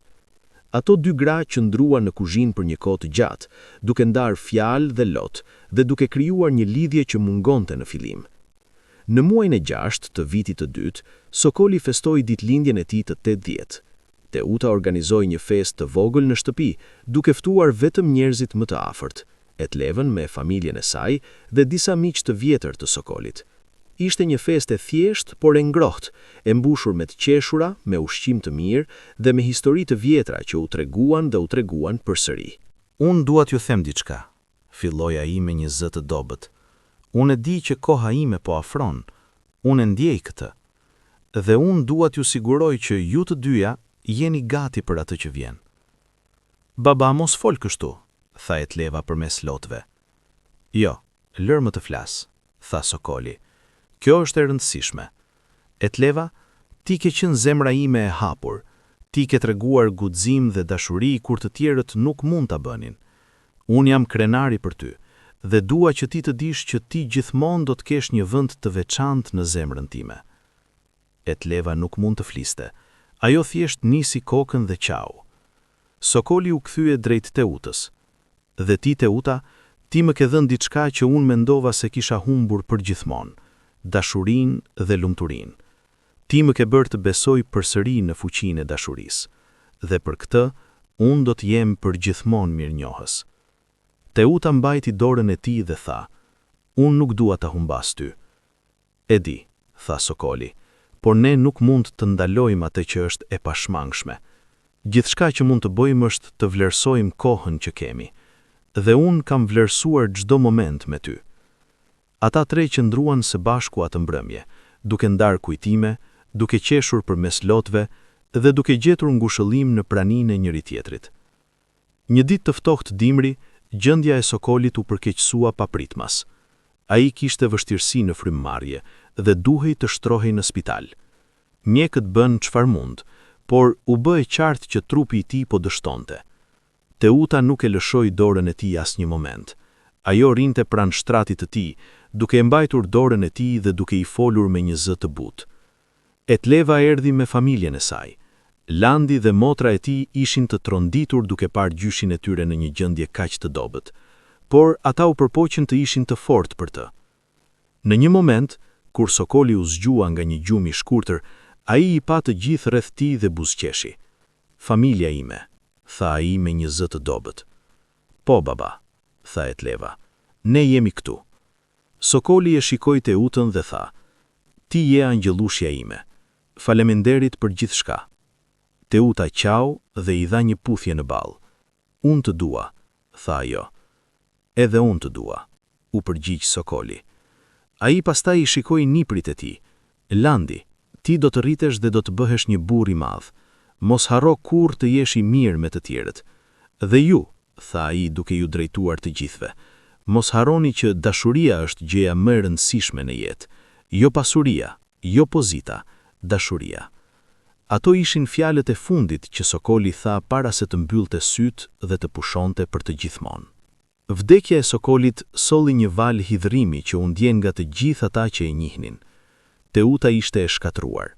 Ajo kishte humbur jo vetëm bashkëshortin e saj, por edhe mikun e saj më të mirë, mbështetësin e saj dhe dashurinë e jetës e saj. Etleva qëndroi pranë saj gjatë të gjithë procesit të varrimit, duke u siguruar që ajo nuk ishte vetëm. Funerali u zhvillua në një ditë të ftohtë dimri. Shumë njerëz erdhën për t'i dhënë lamdumirën e fundit Sokolit, miq, fëqinj, njohës. Midis tyre ishin edhe fëmijët e tjerë të Sokolit, Arditi, Besniku, Albana dhe të tjera. Ata erdhën, por nuk folën me Teutën. Ata rinin në një anë, me fytyra të ashpra dhe me një hije gjaji që nuk e pranonin. Gjatë ceremonisë, Etleva doli dhe foli për baban e saj. Ajo foli për burrin që ai kishte qenë, një baba i përkushtuar, një punëtor i palodhur, një njeri me një zemër të madhe. Ajo foli edhe për vitet e fundit të jetës së tij, kur ai kishte gjetur lumturinë përsëri me Teutën, dhe se si kjo lumturi e kishte mbushur atë me jetë në një kohë kur shumë njerëz do të kishin pranuar vetminë. "Babai im ka jetuar me integritet", tha Etleva. "Ai ka ndjekur zemrën e tij edhe kur bota nuk e ka kuptuar, dhe për këtë unë e respektoj edhe më shumë. Ai na ka mësuar që dashuria nuk njeh rregulla, nuk njeh moshë dhe nuk njeh gjykimin e të tjerëve. Dashuria është e pastër, e vërtetë dhe e fuqishme. Dhe babai im ka jetuar këtë deri në momentin e fundit." Kur Etleva mbaroi, shumë njerëz në dhomë kishin lot në sy. Edhe Arditi dhe të tjerët duken të prekur, por ata ende nuk mund të pranonin plotësisht gabimin që kishin bërë. Gjatë ceremonisë, njerëzit u mblodhen në shtëpinë e Sokolit për t'i dhënë ngushëllim Teutës. Teuta i pranoi të gjithë me hir dhe mirënjohje, edhe pse zemra e saj ishte e thyer. Pas disa javësh, erdhi koha për leximin e testamentit. Të gjithë fëmijët e Sokolit ishin prezent, si dhe Teuta. Avokati hapi dokumentin dhe filloi të lexonte. Siç Sokoli kishte planifikuar, ai kishte lënë një pjesë të pasurisë për secilin prej fëmijëve të tij. Por ai gjithashtu kishte lënë një pjesë të konsiderueshme për Teutën, shtëpinë ku ata kishin jetuar së bashku, një shumë parash për të siguruar që ajo mund të jetonte me rahati dhe disa pronësi të tjera. Kur avokati mbaroi, Arditi u ngrit dhe tha me një zë të ashpër: "Kjo është e papranueshme. Ajo grua mori shumë më tepër se sa i takon." Avokati e shikoi me qetësi dhe tha: "Zoti Prendi, babai juaj ka qenë i qartë në vullnetin e tij. Ai ka qenë në kapacitetin e tij mendor të plot kur ka bërë këto vendime, dhe gjykata tashmë e ka konfirmuar këtë. Ky testament është ligjërisht i vlefshëm dhe do të ekzekutohet siç është shkruar." Arditi u përpoq ta kontestonte, por avokati e ndaloi. "Zoti Prendi, ju mund të provoni të kontestoni përsëri, por unë ju këshilloj të mos e bëni. Ju keni humbur një herë dhe ka shumë të ngjarë që do të humbni përsëri. Dhe në këtë proces, ju do të shkatërroni më tepër marrëdhëniet juaja familjare dhe do të harxhoni para në një betejë që nuk mund të fitoni. Besniku që kishte qenë i heshtur deri tani, tha: "Ndoshta avokati ka drejt, ndoshta duhet të pranojmë që babai ynë ka bërë zgjedhjen e tij dhe ne duhet ta respektojmë atë." Albana e shikoi me befasi. Ti po thua që ne duhet të pranojmë këtë? Po, tha besnik. Unë jam i lodhur nga kjo luftë. Ne kemi humbur babain ton, dhe në vend që të mbajmë kujtimin e tij me dashuri, ne jemi duke luftuar për para. Kjo nuk është ajo që ai do të kishte dashur. Kishte një heshtje të gjatë. Etleva foli. Besnik ka të drejtë. Ne duhet të lëmë këtë të shkuar. Babai ynë ka bërë atë që ka menduar se ishte e drejtë, dhe ne duhet ta respektojmë atë, edhe nëse nuk jemi dakord me të. Një nga motrat, Donika, që kishte qenë e heshtur gjatë gjithë procesit, tha: "Ndoshta ne kemi qenë të gabuar për Teutën. Ndoshta ajo vërtet e dashuroi babain ton, dhe ne ishim shumë të verbuar nga xhelozia dhe frika për ta parë." Këto fjalë sollën një ndryshim në atmosferë. Një nga një, fëmijët e Sokolit filluan të pranojnë që kishin qenë të padrejtë. Jo të gjithë ishin gati ta pranonin plotësisht, por ishte një fillim i shërimit. Pas leximit të testamentit, Teuta u largua shpejt. Ajo nuk donte të përballej me më shumë tension apo konflikt, por ndërsa po dilte nga zyra e avokatit, besnik e ndaloi. "Teuta," tha ai me një zë të butë, "a mund të flasim për një moment?" Teuta u ndal dhe e shikoi me kujdes. Ajo nuk ishte e sigurt se çfarë të priste. Besnik mori një frymë të thellë dhe tha: "Unë dua t'u kërkoj falje. Unë kam qenë i padrejtë me ty. Unë të kam gjykuar pa të njohur dhe kam qenë pjesë e dhimbjes që ti ke përjetuar. Babai im të dashuroi vërtet dhe unë duhet ta kisha respektuar këtë që në fillim." Teuta ndjeu lot duke i ardhur në sy. Ajo nuk kishte pritur këtë. "Faleminderit," tha ajo me një zë të thyer. "Kjo do të thotë shumë për mua." Në ditët që pasuan, edhe disa nga fëmijët e tjerë të Sokolit kontaktuan Teutën për t'u kërkuar falje. Jo të gjithë bën këtë. Arditi dhe Albana ende nuk mund ta pranonin, por ishte një fillim i shërimit. Etleva u bë edhe më e afërt me Teutën. Ato dy gra filluan të takohen rregullisht, të pinë çaj së bashku dhe të ndajnë kujtime për Sokolin. Ishte një mënyrë për të dyja të vazhdonin ta ndjenin të lidhura me të, edhe pas vdekjes së tij. Kaluan muaj dhe Teuta filloi ngadalë të gjente një rrugë të re në jetë. Ajo mbante ende dhimbjen e humbjes së Sokolit, por ajo gjithashtu mbante me vete dashurinë që ata kishin ndarë. Ajo përdori paratë që Sokoli i kishte lënë për të filluar një fondacion në emrin e tij, një fondacion që ndihmonte të rinj që kishin humbur prindrit e tyre dhe që kishin nevojë për mbështetje. Ishte mënyra e saj për të nderuar kujtimin e Sokolit dhe për të kthyer dashurinë që ai i kishte dhënë. Fondacioni u rrit dhe filloi të ndihmonte dhjetra të rinj çdo vit, duke u dhënë atyre mbështetje financiare, emocionale dhe edukative. Etleva u bërë një pjesë aktive e fondacionit, ndihmuan Teutën në menaxhimin dhe zhvillimin e tij. Ato dy gra punuan së bashku, të bashkuara nga një qëllim të përbashkët, të bënin diçka pozitive që vinte nga dhimbja.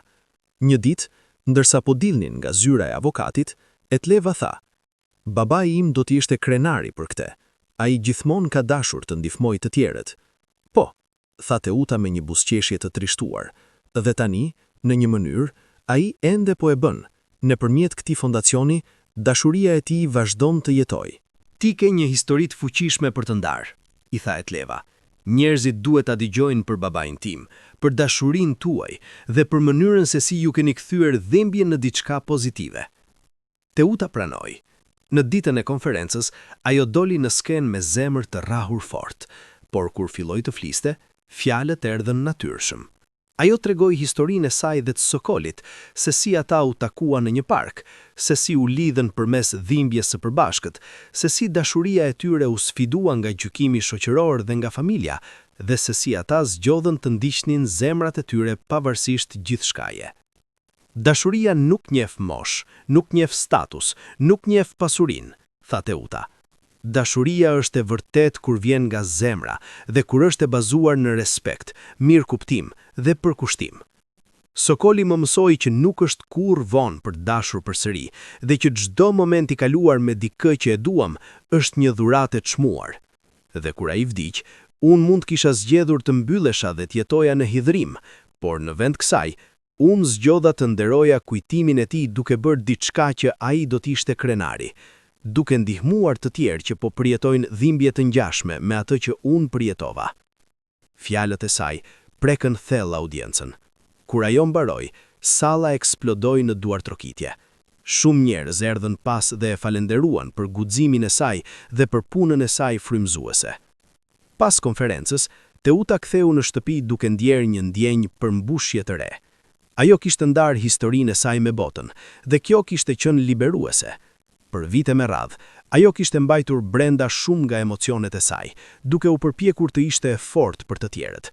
Por tani, duke folur hapur për Sokolin dhe për dashurinë e tyre, ajo ndjeje sikur kishte çliruar një peshë që kishte mbajtur për shumë kohë. Atë mbrëmje, ajo ul në verandën ku kishte kaluar kaq shumë momente me Sokolin. Yjet shkëlqenin në qiell dhe ajri ishte i freskët dhe i qetë. Ajo mbylli syt dhe foli me Sokolin, siç bënte shpesh. Sokol, tha ajo në heshtje. Sot unë fola për ne përpara qindra njerëzve, dhe kur po flisja, unë ndjeva sikur ti ishe atje me mua, duke më dhënë forcën për të vazhduar. Shpresoj që ti je krenari për atë që kam bërë, për mënyrën se si kam përpjekur të nderoj kujtimin tënd. Era frynte lehtë, dhe për një moment, Teutës i duk sikur dëgjoj një pëshpëritje, një konfirmim të butë që Sokoli vërtet ishte krenari për të. Me kalimin e viteve, jeta në qytet vazhdoi dhe historia e Sokolit dhe Teutës u bë diçka që njerëzit flisnin me respekt. Ata që fillimisht i kishin gjykuar, tani shikonin pas dhe e kuptuan që kishin qenë të shpejt për të gjykuar. Disa prej tyre erdhën të kërkonin falje nga Teuta, duke i thënë që kishin qenë të gabuar në gjykimet e tyre. Teuta i pranonte këto falje. Ajo nuk mbante inat. Ajo e kuptonte që njerëzit shpesh friksoheshin nga atë që nuk kuptonin dhe që gjykimi vinte nga frika, jo nga keqdashia. Fondacioni vazhdoi të rritej. Një ditë, Teuta vendosi të hap një qendër këshillimi ku të rinjt që kishin humbur prindrit e tyre mund të vinin të merrnin mbështetje psikologjike falas.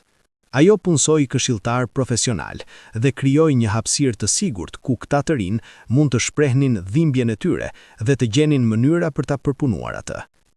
Qendra u bë shumë e popullore dhe së shpejti ajo po ndihmonte jo vetëm të rinj, por edhe të rritur që po përjetonin humbje dhe dhimbje. Teuta punonte çdo ditë me pasion dhe përkushtim, ditur që kjo punë ishte mënyra e saj për të mbajtur gjallë dashurinë që Sokoli i kishte dhënë. Një ditë, një vajzë e re rreth 20 vjeçe erdhi në qendër. Ajo kishte humbur të dy prindrit në një aksident dhe ishte plotësisht e coptuar. Teuta e pa atë dhe menjëherë e pa veten në të njëjtën dhimbje, të njëjtën humbje, të njëjtën dëshpërim. Ajo ul me vajzën dhe filloi të fliste me të, duke e dëgjuar me durim dhe duke i ofruar fjalë ngushëllimi. Unë e di se ndihet, i kam qenë në vendin tënd, dhe unë mund të them që edhe pse dhimbja nuk zhduket plotësisht, ajo bëhet më e lehtë me kalimin e kohës, dhe ti do të gjesh mënyra për të vazhduar, për të jetuar në mënyrë se nëse prindrit e tu do të shikonin nga lart, ata do të ishin krenari për ty. Vajza qau dhe tha, por si mund të vazhdoj kur gjithçka më kujton për ta, kur çdo vend që shkoj, çdo gjë që bëj më kujton se ata nuk janë më këtu. Teuta e mori dorën e vajzës dhe tha, ti vazhdoni duke i mbajtur gjallë në zemrën tënde, duke jetuar jetën tënde në mënyrë se ata do të kishin dashur, duke qenë e mirë, duke dashur, duke ndihmuar të tjerët. Kjo është mënyra se si ne i nderojmë ata që kemi humbur, jo duke u ndaluar në dhimbje, por duke e kthyer atë dhimbje në diçka që mund të ndihmojë të tjerët. Vajza e shikoi Teutën me admirim. Si e bëre ti? Teuta buzëqeshi. Unë pata ndihmë. Unë metova dikë që më tregoi se jeta ende kishte bukuri, edhe pas humbjes, dhe tani, unë po përpiqem t'ua tregoj këtë të tjerëve. 10 vjet kishin kaluar shka nga vdekja e Sokolit. Teuta ishte tani 42 vjeçe, dhe ajo kishte përsosur një jetë që ishte plot me kuptim dhe qëllim. Ajo nuk ishte martuar më shumë. Ajo nuk ndjente nevojën. Dashuria që ajo kishte ndarë me Sokolin ishte kaq e thellë dhe plot sa ajo nuk kishte dëshirë ta zvendësonte atë. Ajo kishte miqt, kishte punën e saj dhe kishte kujtimet që e mbajnë të ngrohtë. Etleva kishte mbetur një shoqe e ngushtë. Fëmijët e saj kishin rritur dhe Landi kishte bërë tashmë një i ri 20 vjeç që studionte në universitet. Ai shpesh vinte ta vizitonte Teutën dhe të fliste për gjyshin e tij që nuk e kishte njohur mirë, por për të cilin kishte dëgjuar kaq shumë histori të bukura. Një ditë, Landi erdhi me një pyetje. Teza Teuta. Ai i quante Teuta kështu edhe pse teknikisht ajo nuk ishte teza e tij. A mendon ndonjëherë që dashuria juaj me gjyshi Sokolin ishte e çuditshme për shkak të moshës? Teuta mendoi për një moment dhe pastaj tha: "Në fillim po, edhe unë mendoja këtë, por pastaj kuptova diçka. Dashuria nuk matet me vite, por me thellësinë e lidhjes që krijon. Gjyshi yt më kuptoi në mënyrë se askush tjetër nuk e kishte bërë, dhe unë e kuptova atë." Ne ishim shpirtra të ngjashëm që u gjetën në një moment kur të dy kishim nevojë për njëri tjetrin. Mosha ishte thjesht një numër, ajo që na bashkonte ishte shumë më e thellë. Landi nisi kokën. "Unë e admiroj guximin tuaj. Ju nuk u friksuat nga gjykimi i njerëzve." "Oh, ne u friksuam," tha Teuta me një buzëqeshje, "por zgjodëm që dashuria ishte më e fortë se frika. Dhe kjo bëri të gjithë ndryshimin." Në përvjetorin e 10 të vdekjes së Sokolit, Teuta organizoi një ceremoni përkujtimore në fondacion. Ajo ftoi të gjithë ata që e kishin njohur Sokolin, si dhe shumë nga të rinjt që kishin përfituar nga fondacioni. Erdhi një turmë e madhe, miq të vjetër, fqinj, antar të komunitetit dhe madje edhe disa antar të familjes së Sokolit. Besnik erdhi me familjen e tij. Donika gjithashtu erdhi, dhe në befasinë të gjithëve edhe Albana erdhi. Ajo kishte moshuar dhe duke e lodhur, por kishte diçka të ndryshme në sytë e saj, një lloj butësie që nuk kishte pasur më parë. Pas ceremonisë, Albana ju afrua Teutës. Ishte hera e parë që ato po flisnin në mbi një dekadë. "Teuta," tha Albana me një zë të ulët, "unë dua të kërkoj falje. Kam qenë e tmerrshme me ty. Kam thënë gjëra të këqija, kam bërë gjëra të padrejta dhe kam refuzuar ta shoh të vërtetën që ishte përpara meje.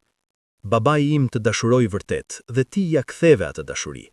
Dhe unë kam humbur vite duke qenë e zemëruar në vend që të isha mirënjohëse që ai gjeti lumturi në vitet e tij të fundit."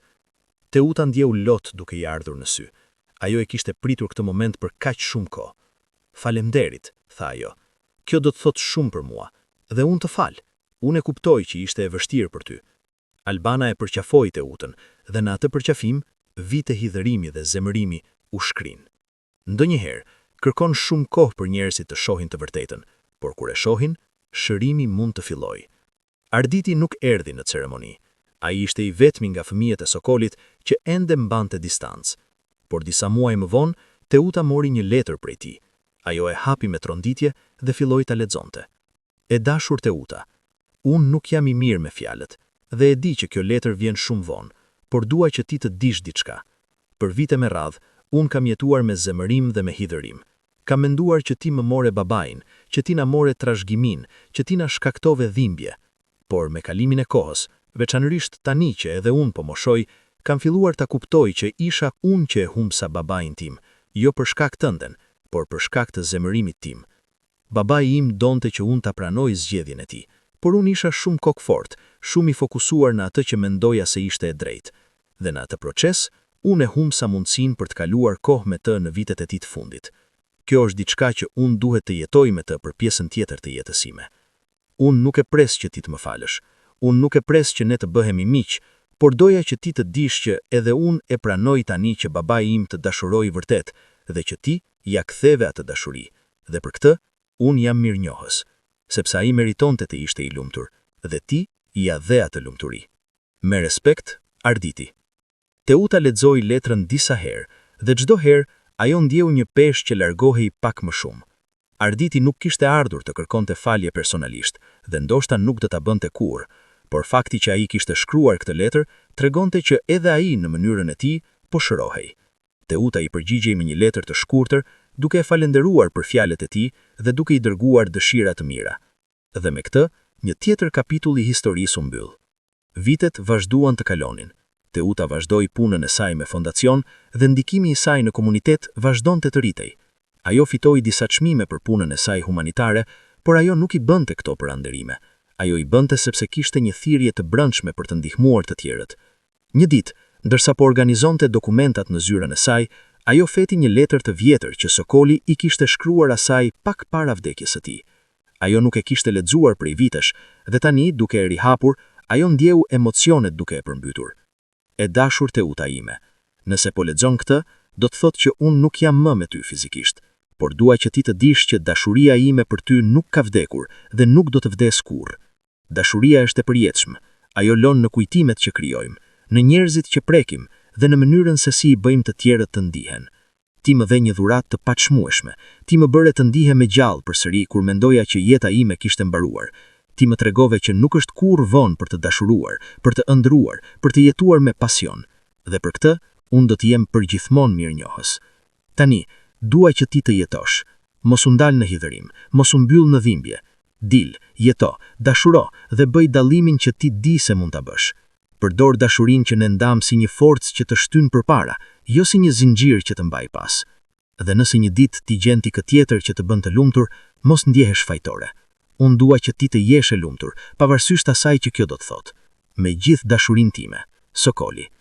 Teuta lexoi letrën disa herë dhe çdo herë ajo ndjeu një peshë që largohej pak më shumë. Teuta qau ndërsa lexonte. Edhe pas të gjitha këtyre viteve, fjalët e Sokolit ende kishin fuqi për ta prekur thellë. Ajo mbajti letrën pranë zemrës dhe premtoi vetes që do të vazhdonte të jetonte sipas fjalëve që ai kishte shkruar. Në moshën 45 vjeçare, Teuta më tiku një dikë të një. Ai quhej Arben dhe ishte një mjek që punonte vullnetarisht në fondacion, ofronte shërbime mjekësore falas për familjet në nevojë. Ai ishte një burr i qetë, i sjellshëm, me një zemër të madhe dhe me një të kuptuarit të thellë për dhimbjen e njerëzve.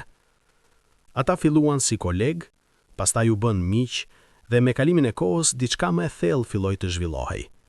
Teuta ishte e kujdesshme, ajo nuk donte të tradhtonte kujtimin e Sokolit, por kur ajo rilexoi letrën që Sokoli i kishte lënë, ajo e kuptoi që ai do të kishte dashur që ajo të vazhdonte të jetonte dhe të dashuronte përsëri. Një ditë, Arbeni i bëri një propozim të thjeshtë. Teuta, unë e di që ti ke një të kaluar që është shumë e rëndësishme për ty, dhe unë nuk jam këtu për ta zëvendësuar atë, por unë jam këtu për të qenë pranë teje, për të ndarë të ardhmen me ty nëse ti do pranoje. Teuta e shikoi me sy plot. Unë kam frikë, tha ajo. Kam frikë që nëse pranoj këtë, njerëzit do të mendojnë që unë e kam harruar Sokolin. Arbeni e mori dorën e saj dhe tha: Ti nuk mund të harrosh kurrë Sokolin. Ai është një pjesë e jetës tënde dhe gjithmonë do të jetë. Por kjo nuk do të thotë që ti nuk mund të hapësh zemrën tënde për dikë tjetër. Dashuria nuk është ekskluzive. Ajo mund të shumëzohet, mund të rritet, dhe unë jam këtu, jo për të zëvendësuar atë që ti ke pasur, por për të ndërtuar diçka të re. Fjalët e tij e prekën Teutën dhe ajo e kuptoi që ai kishte të drejtë. Ajo e kishte dashur Sokolin dhe gjithmonë do ta donte, por ajo gjithashtu kishte të drejtën të vazhdonte të jetonte, të vëzonte dhe ndoshta edhe të donte përsëri. Me kalimin e kohës, Teuta dhe Arbeni filluan një marrëdhënie. Ata nuk u martuan shpejt. Ata morën kohën e tyre duke ndërtuar një lidhje të bazuar në respekt, besim dhe mirëkuptim. Dhe kur më në fund vendosën të martohen, ishte një ceremoni e thjeshtë, e mbushur me dashurinë e atyre që i mbështetnin. Etleva ishte e lumtur për Teutën. Babai im do të ishte krenari, i tha ajo. Ai do të kishte dashur të shihte që ti je lumtur përsëri. Teuta e përqafoi Etlevën. Faleminderit, ti ke qenë si motra që unë nuk e kam pasur kurrë. Në dasmën e saj me Arbenin, ishin pranë shumë njerëz që e kishin mbështetur Teutën gjatë gjithë këtyre viteve. Etleva ishte atje me familjen e saj, Besnik dhe Donika ishin atje, dhe madje edhe Albana erdhi dhe ju uroi lumturi. Gjatë ceremonisë, Teuta mbajti një moment heshtjeje për Sokolin, duke e nderuar kujtimin e tij. Kjo dasëm nuk do të kishte qenë e mundur pa dashurinë që Sokoli më mësoi, tha ajo. Ai më mësoi se si të dua pa kushte, se si të jem e hapur ndaj mundësive të reja dhe se si të jetoj me guxim, dhe për këtë unë do të jem përgjithmonë mirënjohëse. Të gjithë në dhomë ndjen peshën e atyre fjalëve. Disa kishin lot në sy, të tjerë buzëqeshnin me një ngrohtësi që vinte nga zemra. Dhe në atë moment, ishte e qartë që historia e Sokolit dhe Teutës nuk ishte një histori e mbyllur, Ishte një histori që vazhdonte të jetojë përmes dashurisë që ajo kishte mësuar dhe që tani po ndante me të tjerët. Jeta me Arbenin ishte ndryshme nga jeta që Teuta kishte pasur me Sokolin, por ishte po aq e bukur në mënyrën e saj. Arbeni e mbështette Teutën në punën e saj me fondacion dhe bashkë ata zgjeruan shërbimet për të përfshirë edhe klinika mjekësore mobile që shkonin në zonat rurale për të ndihmuar familje që nuk kishin akses në kujdes shëndetësor. Fondacioni u bë një model për organizata të tjera dhe Teuta filloi të merrte ftesa për të folur në vende të ndryshme, duke ndarë historinë e saj dhe i inspiruar të tjerët. Kudo që shkonte, ajo fliste për Sokolin, për burrin që e kishte mësuar se dashuria nuk ka kufi, që e kishte mbështetur edhe kur bota ishte kundër tyre dhe që kishte lënë pas një trashëgimi që vazhdonte të prekte jetën e njerëzve. Një ditë, ndërsa po udhëtonte për një konferencë, Teuta mati një grua të moshuar që i tha diçka që e preku thellë. Unë dëgjova historinë tuaj dhe ju dua të dini që ju më bët të besoj përsëri në dashurinë vërtet. Burri im vdiq para disa vitesh dhe unë mendova që jeta ime kishte mbaruar, por historia juaj më tregoi që nuk është kurrë vonë për të gjetur kuptim dhe qëllim përsëri. Faleminderit. Teuta e përqafoi gruan dhe qau. Kjo ishte arsyeja pse ajo vazhdonte të ndante historinë e saj, sepse ajo mund të prek njerëz, mund t'i inspiroj ata, mund t'u jepte atyre shpresë. 15 vjet pas vdekjes së Sokolit, Teuta vendosi të shkruante një libër. Ishte një libër që tregonte historinë e saj dhe të Sokolit, nga takimi i tyre i parë në park deri te martesa e tyre, procesi gjyqësor, vitet e tyre së bashku dhe trashëgimia që ai kishte lënë pas. Ajo e shkroi librin me një sinqeritet dhe një thellësi emocionale që prekte çdo person që e lexonte. Libri u botua dhe u bë një sukses i madh. Njerëzit nga i gjithë vendi e lexonin dhe shkruanin letra për Teutën, duke i treguar se si historia e saj i kishte prekur dhe i kishte ndryshuar ata. Disa shkruan për marrëdhëniet e tyre që kishin dështuar sipas gjykimit të tjerëve, dhe se historia e Sokolit dhe Teutës u kishte dhënë guximin për të luftuar për dashurinë e tyre. Të tjerë shkruan për humbjet që kishin përjetuar dhe se si fjalët e Teutës u kishin ndihmuar të gjenin në rrugën përpara. Një ditë, Teuta mori një letër nga një vajzë e re që shkronte: "E dashur Teuta, unë sapo pash babain tim të martohet me një grua të re pas vdekjes së nënës sime. Në fillim isha e zemëruar dhe ndjenta që ai po e tradhtonte kujtimin e nënës sime. Por pas leximit të librit tuaj, unë e kuptova që babai im thjesht po kërkonte lumturi përsëri dhe që kjo nuk e zvoglon dashurinë që ai kishte për nënën ime. Faleminderit." Teuta e përqafoi gruan dhe qau. Kjo ishte arsyeja pse ajo vazhdonte të ndante historinë e saj, sepse ajo mund të prek njerëz, mund t'i inspirojë ata, mund t'ju jepte atyre shpresë. Në moshën 50 vjeçare, Teuta ishte bërë një figurë e respektuar në komunitet. Ajo ishte ftuar në televizion, radio dhe në ngjarje publike për të folur për punën e saj dhe për historinë e saj. Por pavarësisht të gjithë këtij suksesi dhe njohjes, ajo mbeti e thjeshtë dhe e përulur. Ajo nuk haroi kurrë se si kishte filluar, si një vajzë e re e thyer nga humbja, që kishte gjetur shpëtim në dashurinë e një burri të moshuar që kishte hapur zemrën e tij për të. Çdo vit, në përvjetorin e vdekjes së Sokolit, Teuta shkonte në varrin e tij. Ajo sillte lule të freskëta, pastronte varrin dhe ulej pranë tij për orë të tëra, duke folur me të sikur ai ende ishte atje. Ajo i tregonte për gjithçka që kishte ndodhur gjatë vitit, për njerëzit që kishte ndihmuar, për vendet që kishte vizituar, për momentet e lumtura dhe të vështira që kishte përjetuar. "Sokol," thoshte ajo, "unë shpresoj që ti je krenari për atë që kam bërë. Unë jam përpjekur të jetoj në mënyrën që ti do të kishe dashur, me dashuri, me guxim dhe me një dëshirë për të bërë dallimin, dhe çdo ditë unë ndjej praninë tënde, duke më udhëhequr dhe duke më dhënë forcë." Një vit, kur ajo po vizitonte varrin, ajo pa një njeri të vjetër që po ulej pranë një varri tjetër duke qarë në heshtje. Teuta ju afrua dhe pyeti nëse ishte mirë. Njeriu e shikoi me sy të kuq dhe tha: "Unë sapo humbsa gruan time. Ne ishim martuar për 50 vjet dhe tani unë nuk e di si të vazhdoj pa të." Teuta uli pranë tij dhe filloi të fliste. Ajo i tregoi për humbjen e saj, për dhimbjen që kishte ndjerë dhe për mënyrën se si kishte gjetur forcën për të vazhduar. "Dhimbja nuk zhduket kurrë plotësisht," i tha ajo, "por ju do të mësoni të jetoni me të. Dhe një ditë Ju do t'jeni në gjendje ta nderoni kujtimin e saj duke jetuar një jetë që ajo do t'ishte krenare për të. Njeriu e falenderoi me lot në sy. Ju më keni dhënë shpresë, tha ai. Teuta buzëqeshi. Kjo është gjithçka që mund të bëjmë për njëri tjetrin, të japim shpresë. Vitet kalonin më shpejt se sa Teuta kishte menduar. Ajo dhe Arbeni kishin krijuar një jetë të bukur së bashku. Ata nuk kishin fëmijë, por ata e konsideronin fondacionin si fëmijën e tyre, diçka që kishin ndërtuar dhe që do të vazhdonte edhe pas tyre. Etleva, që tashmë ishte në të 60-tat, ende mbante kontakt të ngushtë me Teutën. Fëmijët e saj kishin rritur dhe kishin krijuar familjet e tyre. Landi kishte bërë një karrierë të suksesshme dhe shpesh fliste për gjyshin Sokolin, që nuk e kishte njohur mirë, por që e admironte shumë për guximin që kishte treguar. Një ditë, Landi erdhi ta vizitoi Teutën me një lajm. "Tezja Teuta", tha ai me entuziazëm. "Unë dua të shkruaj një dokumentar për gjysh Sokolin dhe për ty. Unë mendoj që historia juaj është e rëndësishme dhe duhet të tregohet në një mënyrë që do ta ruaj për gjeneratat e ardhshme." Teuta ishte e befasuar dhe e prekur. "Ti do të bëje këtë për ne?" "Po. Gjyshi im ishte një burr i jashtëzakonshëm dhe ti je një grua e jashtëzakonshme. Dhe historia juaj meriton të rrëfehet. Ajo është një histori për dashuri, guxim dhe qëndrueshmëri, dhe unë dua që njerëzit ta shohin këtë." Teuta ra dakord dhe Landi filloi punën për dokumentarin. Ai intervistoi Teutën, Etlevën, Besnikun, Donikën, Albanën dhe shumë të tjerë që njohin Sokolin. Ai gjithashtu vizitoi fondacionin dhe intervistoi disa nga të rinj që kishin përfituar nga serviset e tij. Dokumentari u përfundua pas një viti dhe u shfaq në një festival filmi lokal ku fitoi një çmim të rëndësishëm. Shumë njerëz e panë dhe u prekën nga historia.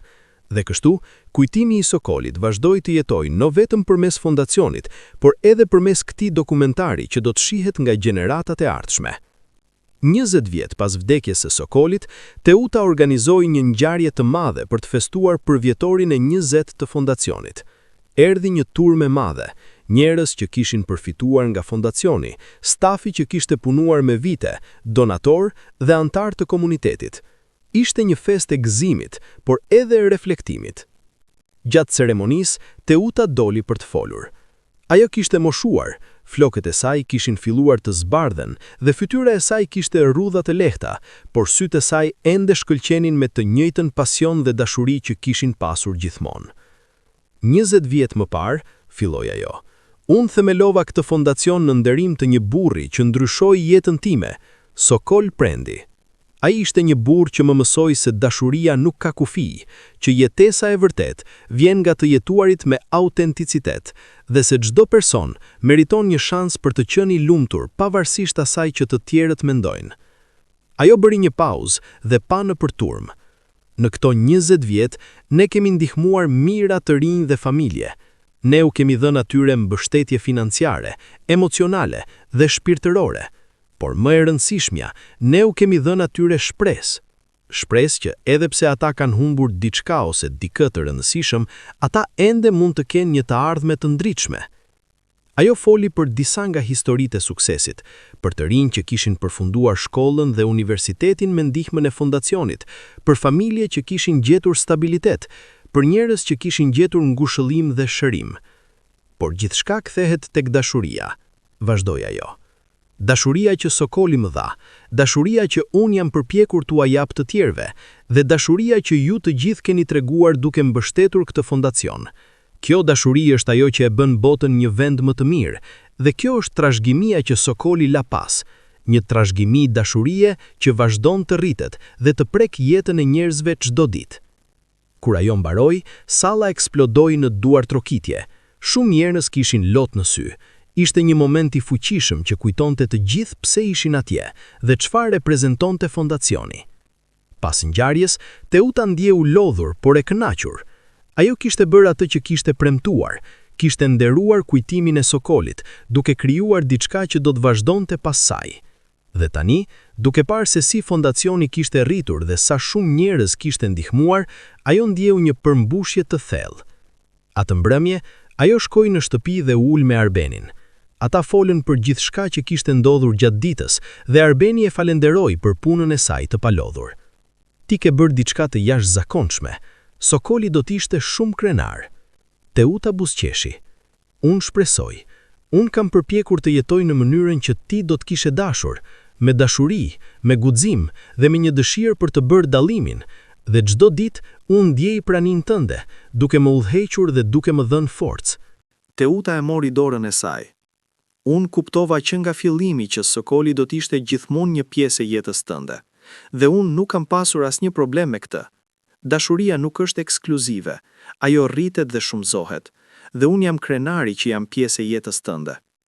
Ata e përfunduan mbrëmjen duke shikuar yjet nga dritarja, duke mbajtur duar dhe duke ndarë një moment paqeje që vinte nga një jetë e mirë jetuar. Në vitet e mëvonshme, Teuta filloi të shkruante një libër tjetër.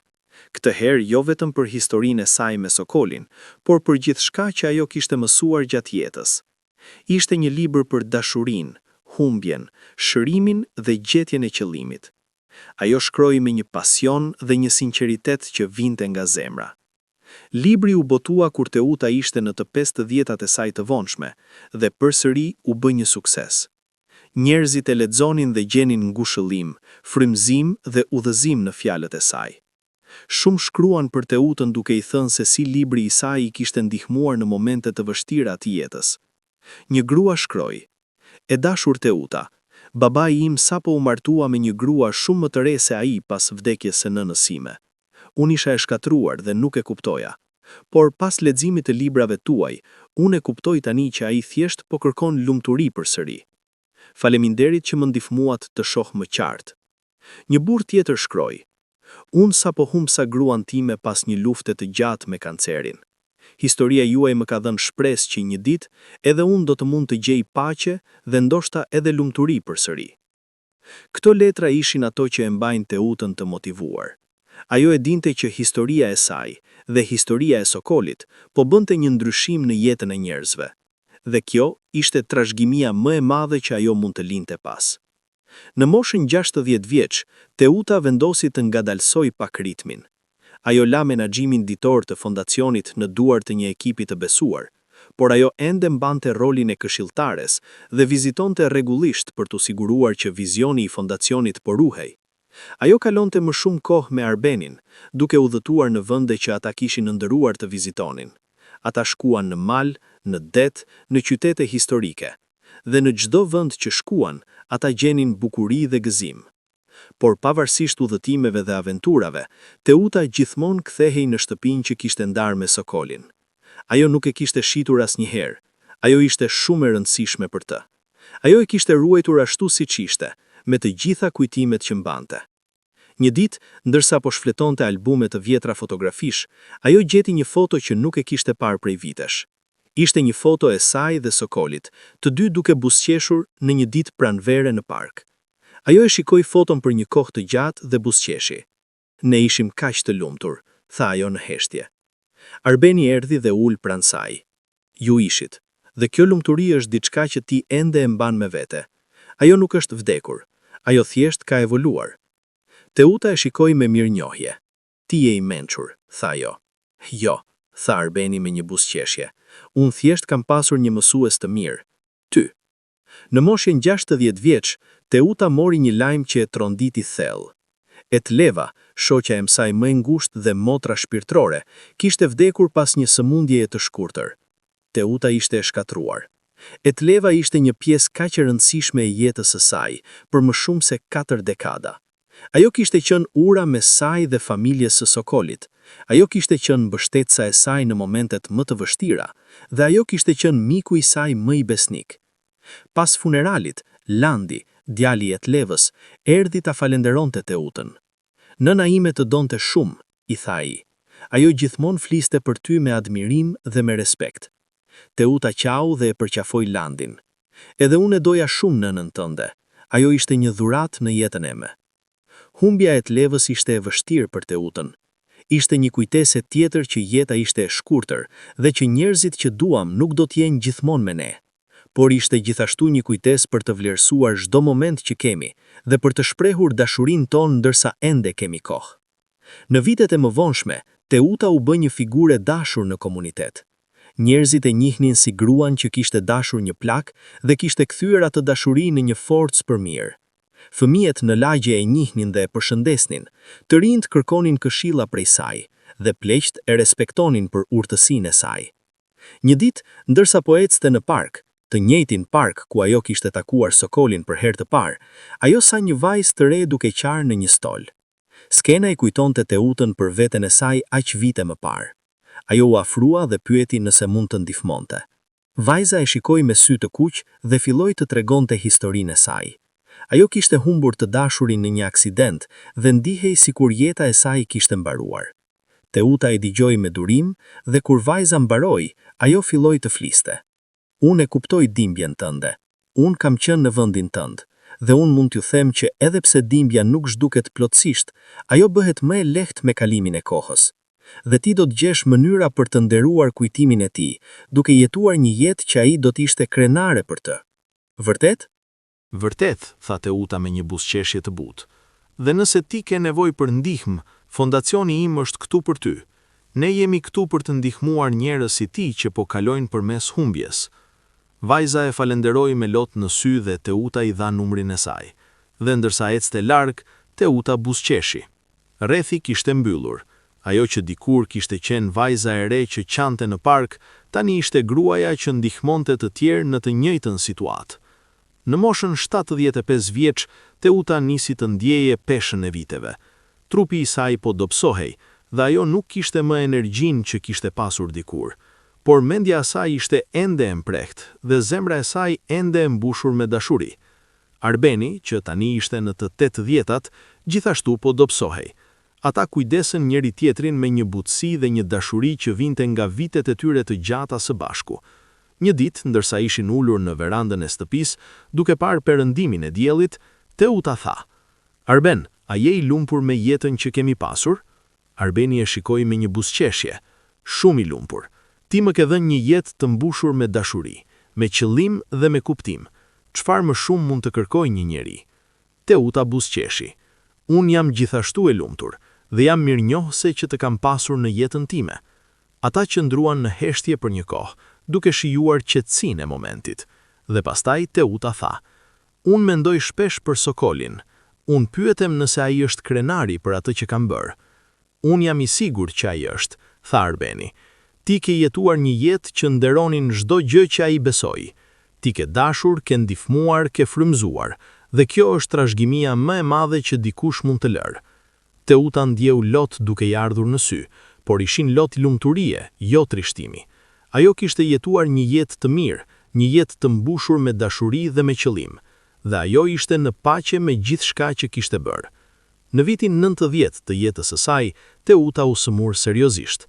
Ajo u shtrua në spital për disa javë dhe mjekët bën çfarë mundën, por u bë e qartë që trupi i saj po dështonte. Arbeni nuk e lëshoi dorën e saj asnjë moment. Ai rinte pranë shtratit të saj, duke mbajtur dorën e saj dhe duke i folur me një zë të butë. Landi, djali i Etelevës, erdhi ta vizitonte rregullisht. Ai sillte fëmijët e tij, niprit e Etelevës, që tani ishin rritur dhe kishin dëgjuar historinë e madhe për Teutën dhe për gjysh Sokolin.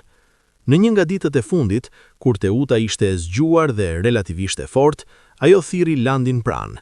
"Landi," tha ajo me një zë të dobët, "unë dua që ti të dish diçka. Gjyshi yt dhe nëna jote ishin dy nga njerëzit më të mirë që unë kam njohur.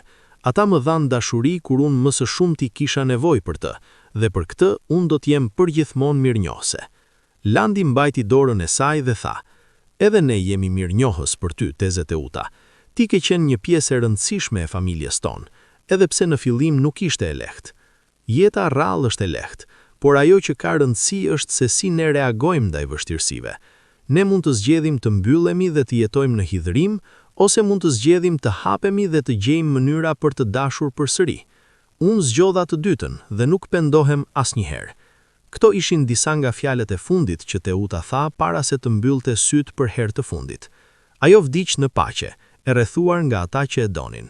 Funerali i Teutës u zhvillua në një ditë të bukur pranvere. Salla ishte mbushur plot me njerëz, miq, familjar, stafi i fondacionit dhe qindra njerëz që ajo kishte ndihmuar gjatë jetës së saj. Ishte një testament për jetën që ajo kishte jetuar dhe për indikimin që ajo kishte pasur. Landi foli për Teutën me dashuri dhe me respekt. Teuta ishte një grua e jashtëzakonshme. Ajo dashuroi me guxim, jetoi me integritet dhe bëri një ndryshim të madh në jetën e shumë njerëzve. Historia e Sokolit dhe Teutës është një histori që do të rrëfehet për gjenerata, sepse ajo na mëson diçka të rëndësishme, që dashuria nuk njeh kufi, që nuk është kurrë vonë për të dashur përsëri dhe se çdo person meriton shansin për të qenë i lumtur.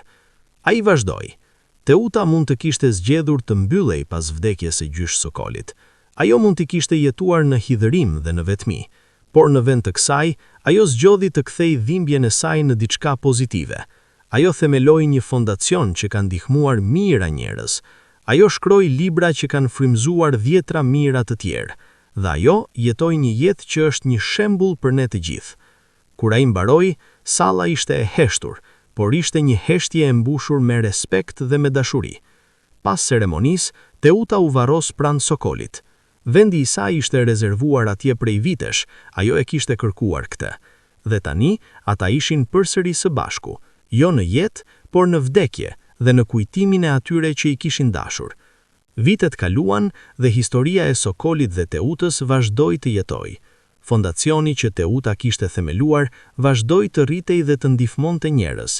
Librat e saj vazhduan të lexohen dhe të frymëzonin të tjerë, dhe dokumentari që Landi kishte bërë vazhdoi të shikohet nga gjenerata të reja. Në qendër të qytetit u ngrit një statuje Sokolit dhe Teutës, dy figura duke mbajtur duar, duke shikuar përpara me shpresë dhe me dashuri. Nën statuje kishte një pllak që lexonte: Sokol Prendi dhe Teuta Marku, dy spirtra që treguan se dashuria nuk njeh kufi, nuk është kurrë vonë për të dashur përsëri dhe se çdo person meriton shansin për të qenë i lumtur. Çdo ditë, njerëzit vinin pranë asaj statuje. Disa sillnin lule, disa thjesht rrinin dhe reflektonin. Çifte të reja që po përballeshin me kundërshtime nga familjet e tyre, vinin, Gjenin frymëzim. Njerëz që kishin humbur të dashur, vinin dhe gjenin ngushëllim. Dhe të rinj që po kërkonin kuptim në jetën e tyre, vinin dhe gjenin drejtim. Historia e Sokolit dhe Teutës ishte bërë më shumë se thjesht një tregim romantik. Ishte bërë një simbol i guximit, i dashurisë së vërtet dhe i forcës për të ndjekur zemrën pavarësisht të gjitha pengesave. Në fondacion, në murin kryesor, varej një foto e madhe e Sokolit dhe Teutës nga dita e martesës së tyre. Në atë foto, ata shikonin njëri tjetrin me një dashuri kaq të pastër dhe të thellë, sa çdo kush që e shikonte atë foto mund ta ndije. Dhe nën atë foto kishte një citat që Teuta kishte shkruar: Dashuria e vërtet nuk numëron vitet, nuk mat pasurinë, nuk dëgjon gjykimin. Ajo thjesht është e pastër, e fuqishme dhe e përjetshme. Ajo që Sokoli dhe unë ndam nuk ishte perfekte, por ishte e vërtet, dhe kjo e vërtet është ajo që e bën dashurinë kaq të veçantë. Çdo person i ri që fillonte të punonte në fondacion lexonte këtë citat dhe mësonte historinë e plot të themeluesve. Dhe kjo histori i frymëzonte ata të jepnin më të mirën e tyre, sepse ata e kuptonin që puna e tyre nuk ishte thjesht një punë, ishte një vazhdim i një trashëgimie dashurie që kishte filluar dekada më parë. Landin, që tani ishte në të 50-tat, kishte marrë përsipër të ruante gjallë këtë trashëgimi. Ai kishte organizuar një program vjetor ku historia e Sokolit dhe Teutës tregohej për fëmijët e shkollave, duke u mësuar atyre se dashuria, guximi dhe përkushtimi janë vlera që duhet të ruhen dhe të respektohen. Një herë një fëmijë e vogël e pyeti Landin: "Por pse njerëzit nuk i lanë të ishin të lumtur?" Landi u përkul dhe i tha: "Sepse njerëzit shpesh kanë frikë nga ajo që nuk e kuptojnë, por gjysh Sokoli dhe Teuta na mësuan diçka të rëndësishme, që frika e të tjerëve nuk duhet të na ndalojë nga të jetuarit e jetës sonë me autenticitet. Nëse ne lejojmë që gjykimi i të tjerëve të na kontrollojë, atëherë ne nuk po jetojmë vërtet, po ekzistojmë sipas pritjeve të dikujt tjetër." Fëmia mendoi për këtë dhe pastaj tha: "Unë dua të jem gudhimtar si ata." Landi buzëqeshi: "Atëherë fillo duke qenë i vërtet me veten, dhe kur vjen koha, ki guximin të ndjekësh zemrën tënde, edhe nëse të tjerët nuk e kuptojnë." Këto momente të vogla, këto biseda, këto mësime, këto rrëfime të historisë ishin mënyra se si trashëgimia e Sokolit dhe Teutës vazhdonte të jetojë. Nuk ishte vetëm përmes ndërtesave apo organizatave, ishte përmes zemrave që ata kishin prekur dhe vlerave që kishin transmetuar. Në shtëpinë ku Sokoli dhe Teuta kishin jetuar, që tani ishte shndëruar në një muze të vogël dhe qendër memorie, vizitorët vinin për të parë se si kishin jetuar ata. Dhomat ishin ruajtur ashtu siç ishin, me mobiline të thjeshta, me foto familjare në mure, me libra që ata kishin lexuar, me sende që kishin përdorur. Ishte një vend i thjesht, por i mbushur me histori dhe me dashuri. Një dhomë e veçantë ishte kushtuar letrave dhe dëshmive që njerëzit kishin dërguar gjatë viteve. Letra falënderimi, letra frymëzimi, letra që tregonin se si historia e Sokolit dhe Teutës kishte ndikuar në jetën e tyre. Kishte hindra, madje mijëra letra të tilla, dhe secila prej tyre ishte një dëshmi e fuqisë së dashurisë së vërtet. Një letër që veçohej ishte nga një grua që shkronte: "E dashur Teuta, edhe pse ti nuk je më këtu për ta lexuar këtë, unë dua të falenderoj. Kur babai im u martua me një grua shumë më të re pas vdekjes së nënës sime, unë u zemërova kaq shumë sa pushova së foluri me të. Kaluan 3 vjet pa folur, dhe në atë kohë ai u sëmur në vdiq. Unë nuk pata mundësi t'i kërkoj falje, t'i thoja që e kuptoja, t'i thoja që e doja. Kjo është dhimbja më e madhe që mbaj me vete." Por pastaj lexova historinë tënde dhe të Sokolit, dhe kuptova që babai im thjesht po kërkonte lumturi përsëri, ashtu siç Sokoli, dhe gruaja që ai mori nuk ishte armiku im, ishte dikush që i dha atij diçka që unë nuk isha në gjendje ta dhaja, shoqëri, dashuri dhe një arsye të buzëqeshte përsëri. Nuk mund ta kthej kohën pas e ta rregulloj atë që theva, por mund ta ndaj historinë time me të tjerët dhe t'i ndihmoj ata të mos bëjnë të njëjtin gabim që bëra unë. Faleminderit që na mësove se dashuria nuk ka rregulla dhe se ne duhet të respektojmë zgjedhjet e atyre që duam. Me respekt të përjetshëm, një vajzë që mësoi shumë vonë. Kjo letër, si shumë të tjera, tregonte se historia e Sokolit dhe Teutës nuk ishte vetëm e tyre, ishte një histori universale që prekte çdo kë që kishte përjetuar dashuri, humbje, gjykim apo çdo sfidë tjetër që jeta solli. Në darkën e fondacionit çdo vit, ku mblidheshin të gjithë ata që kishin kontribuar apo përfituar, kishte një traditë të veçantë. Në fund të mbrëmjes, të gjithë ngrinin gotat dhe bënin një dolli në nderim të Sokolit dhe Teutës. Dhe çdo herë, dikush tjetër nga audienca dilte dhe ndante një histori se si fondacioni apo historia e themeluesve kishte ndikuar në jetën e tij. Një vit, një djalë i ri rreth 20 vjeç doli dhe tha: "Unë humbsa prindrit e mi kur isha 10 vjeç. Unë nuk kisha askënd, asnjë familjar të afërt, asnjë mbështetje. Por fondacioni më gjeti dhe më ndihmoi, më dha një shtëpi, më dha arsim dhe më e rëndësishmja, më dha shpresë. Sot, unë jam diplomuar nga universiteti dhe jam filluar punë si inxhinier. Asgjë nga kjo nuk do të ishte e mundur pa këtë fondacion." Dhe kur dëgjoj historinë e Sokolit dhe Teutës, unë kuptoj që edhe pas humbjes më të madhe, jeta mund të vazhdoj, mund të ketë bukuri dhe mund të ketë kuptim. Faleminderit. Salla eksplodoi në duartrokitje dhe shumë njerëz kishin lot në sy. Këto momente kujtuan të gjithë pse ishin atje dhe çfarë përfaqësonte puna e tyre.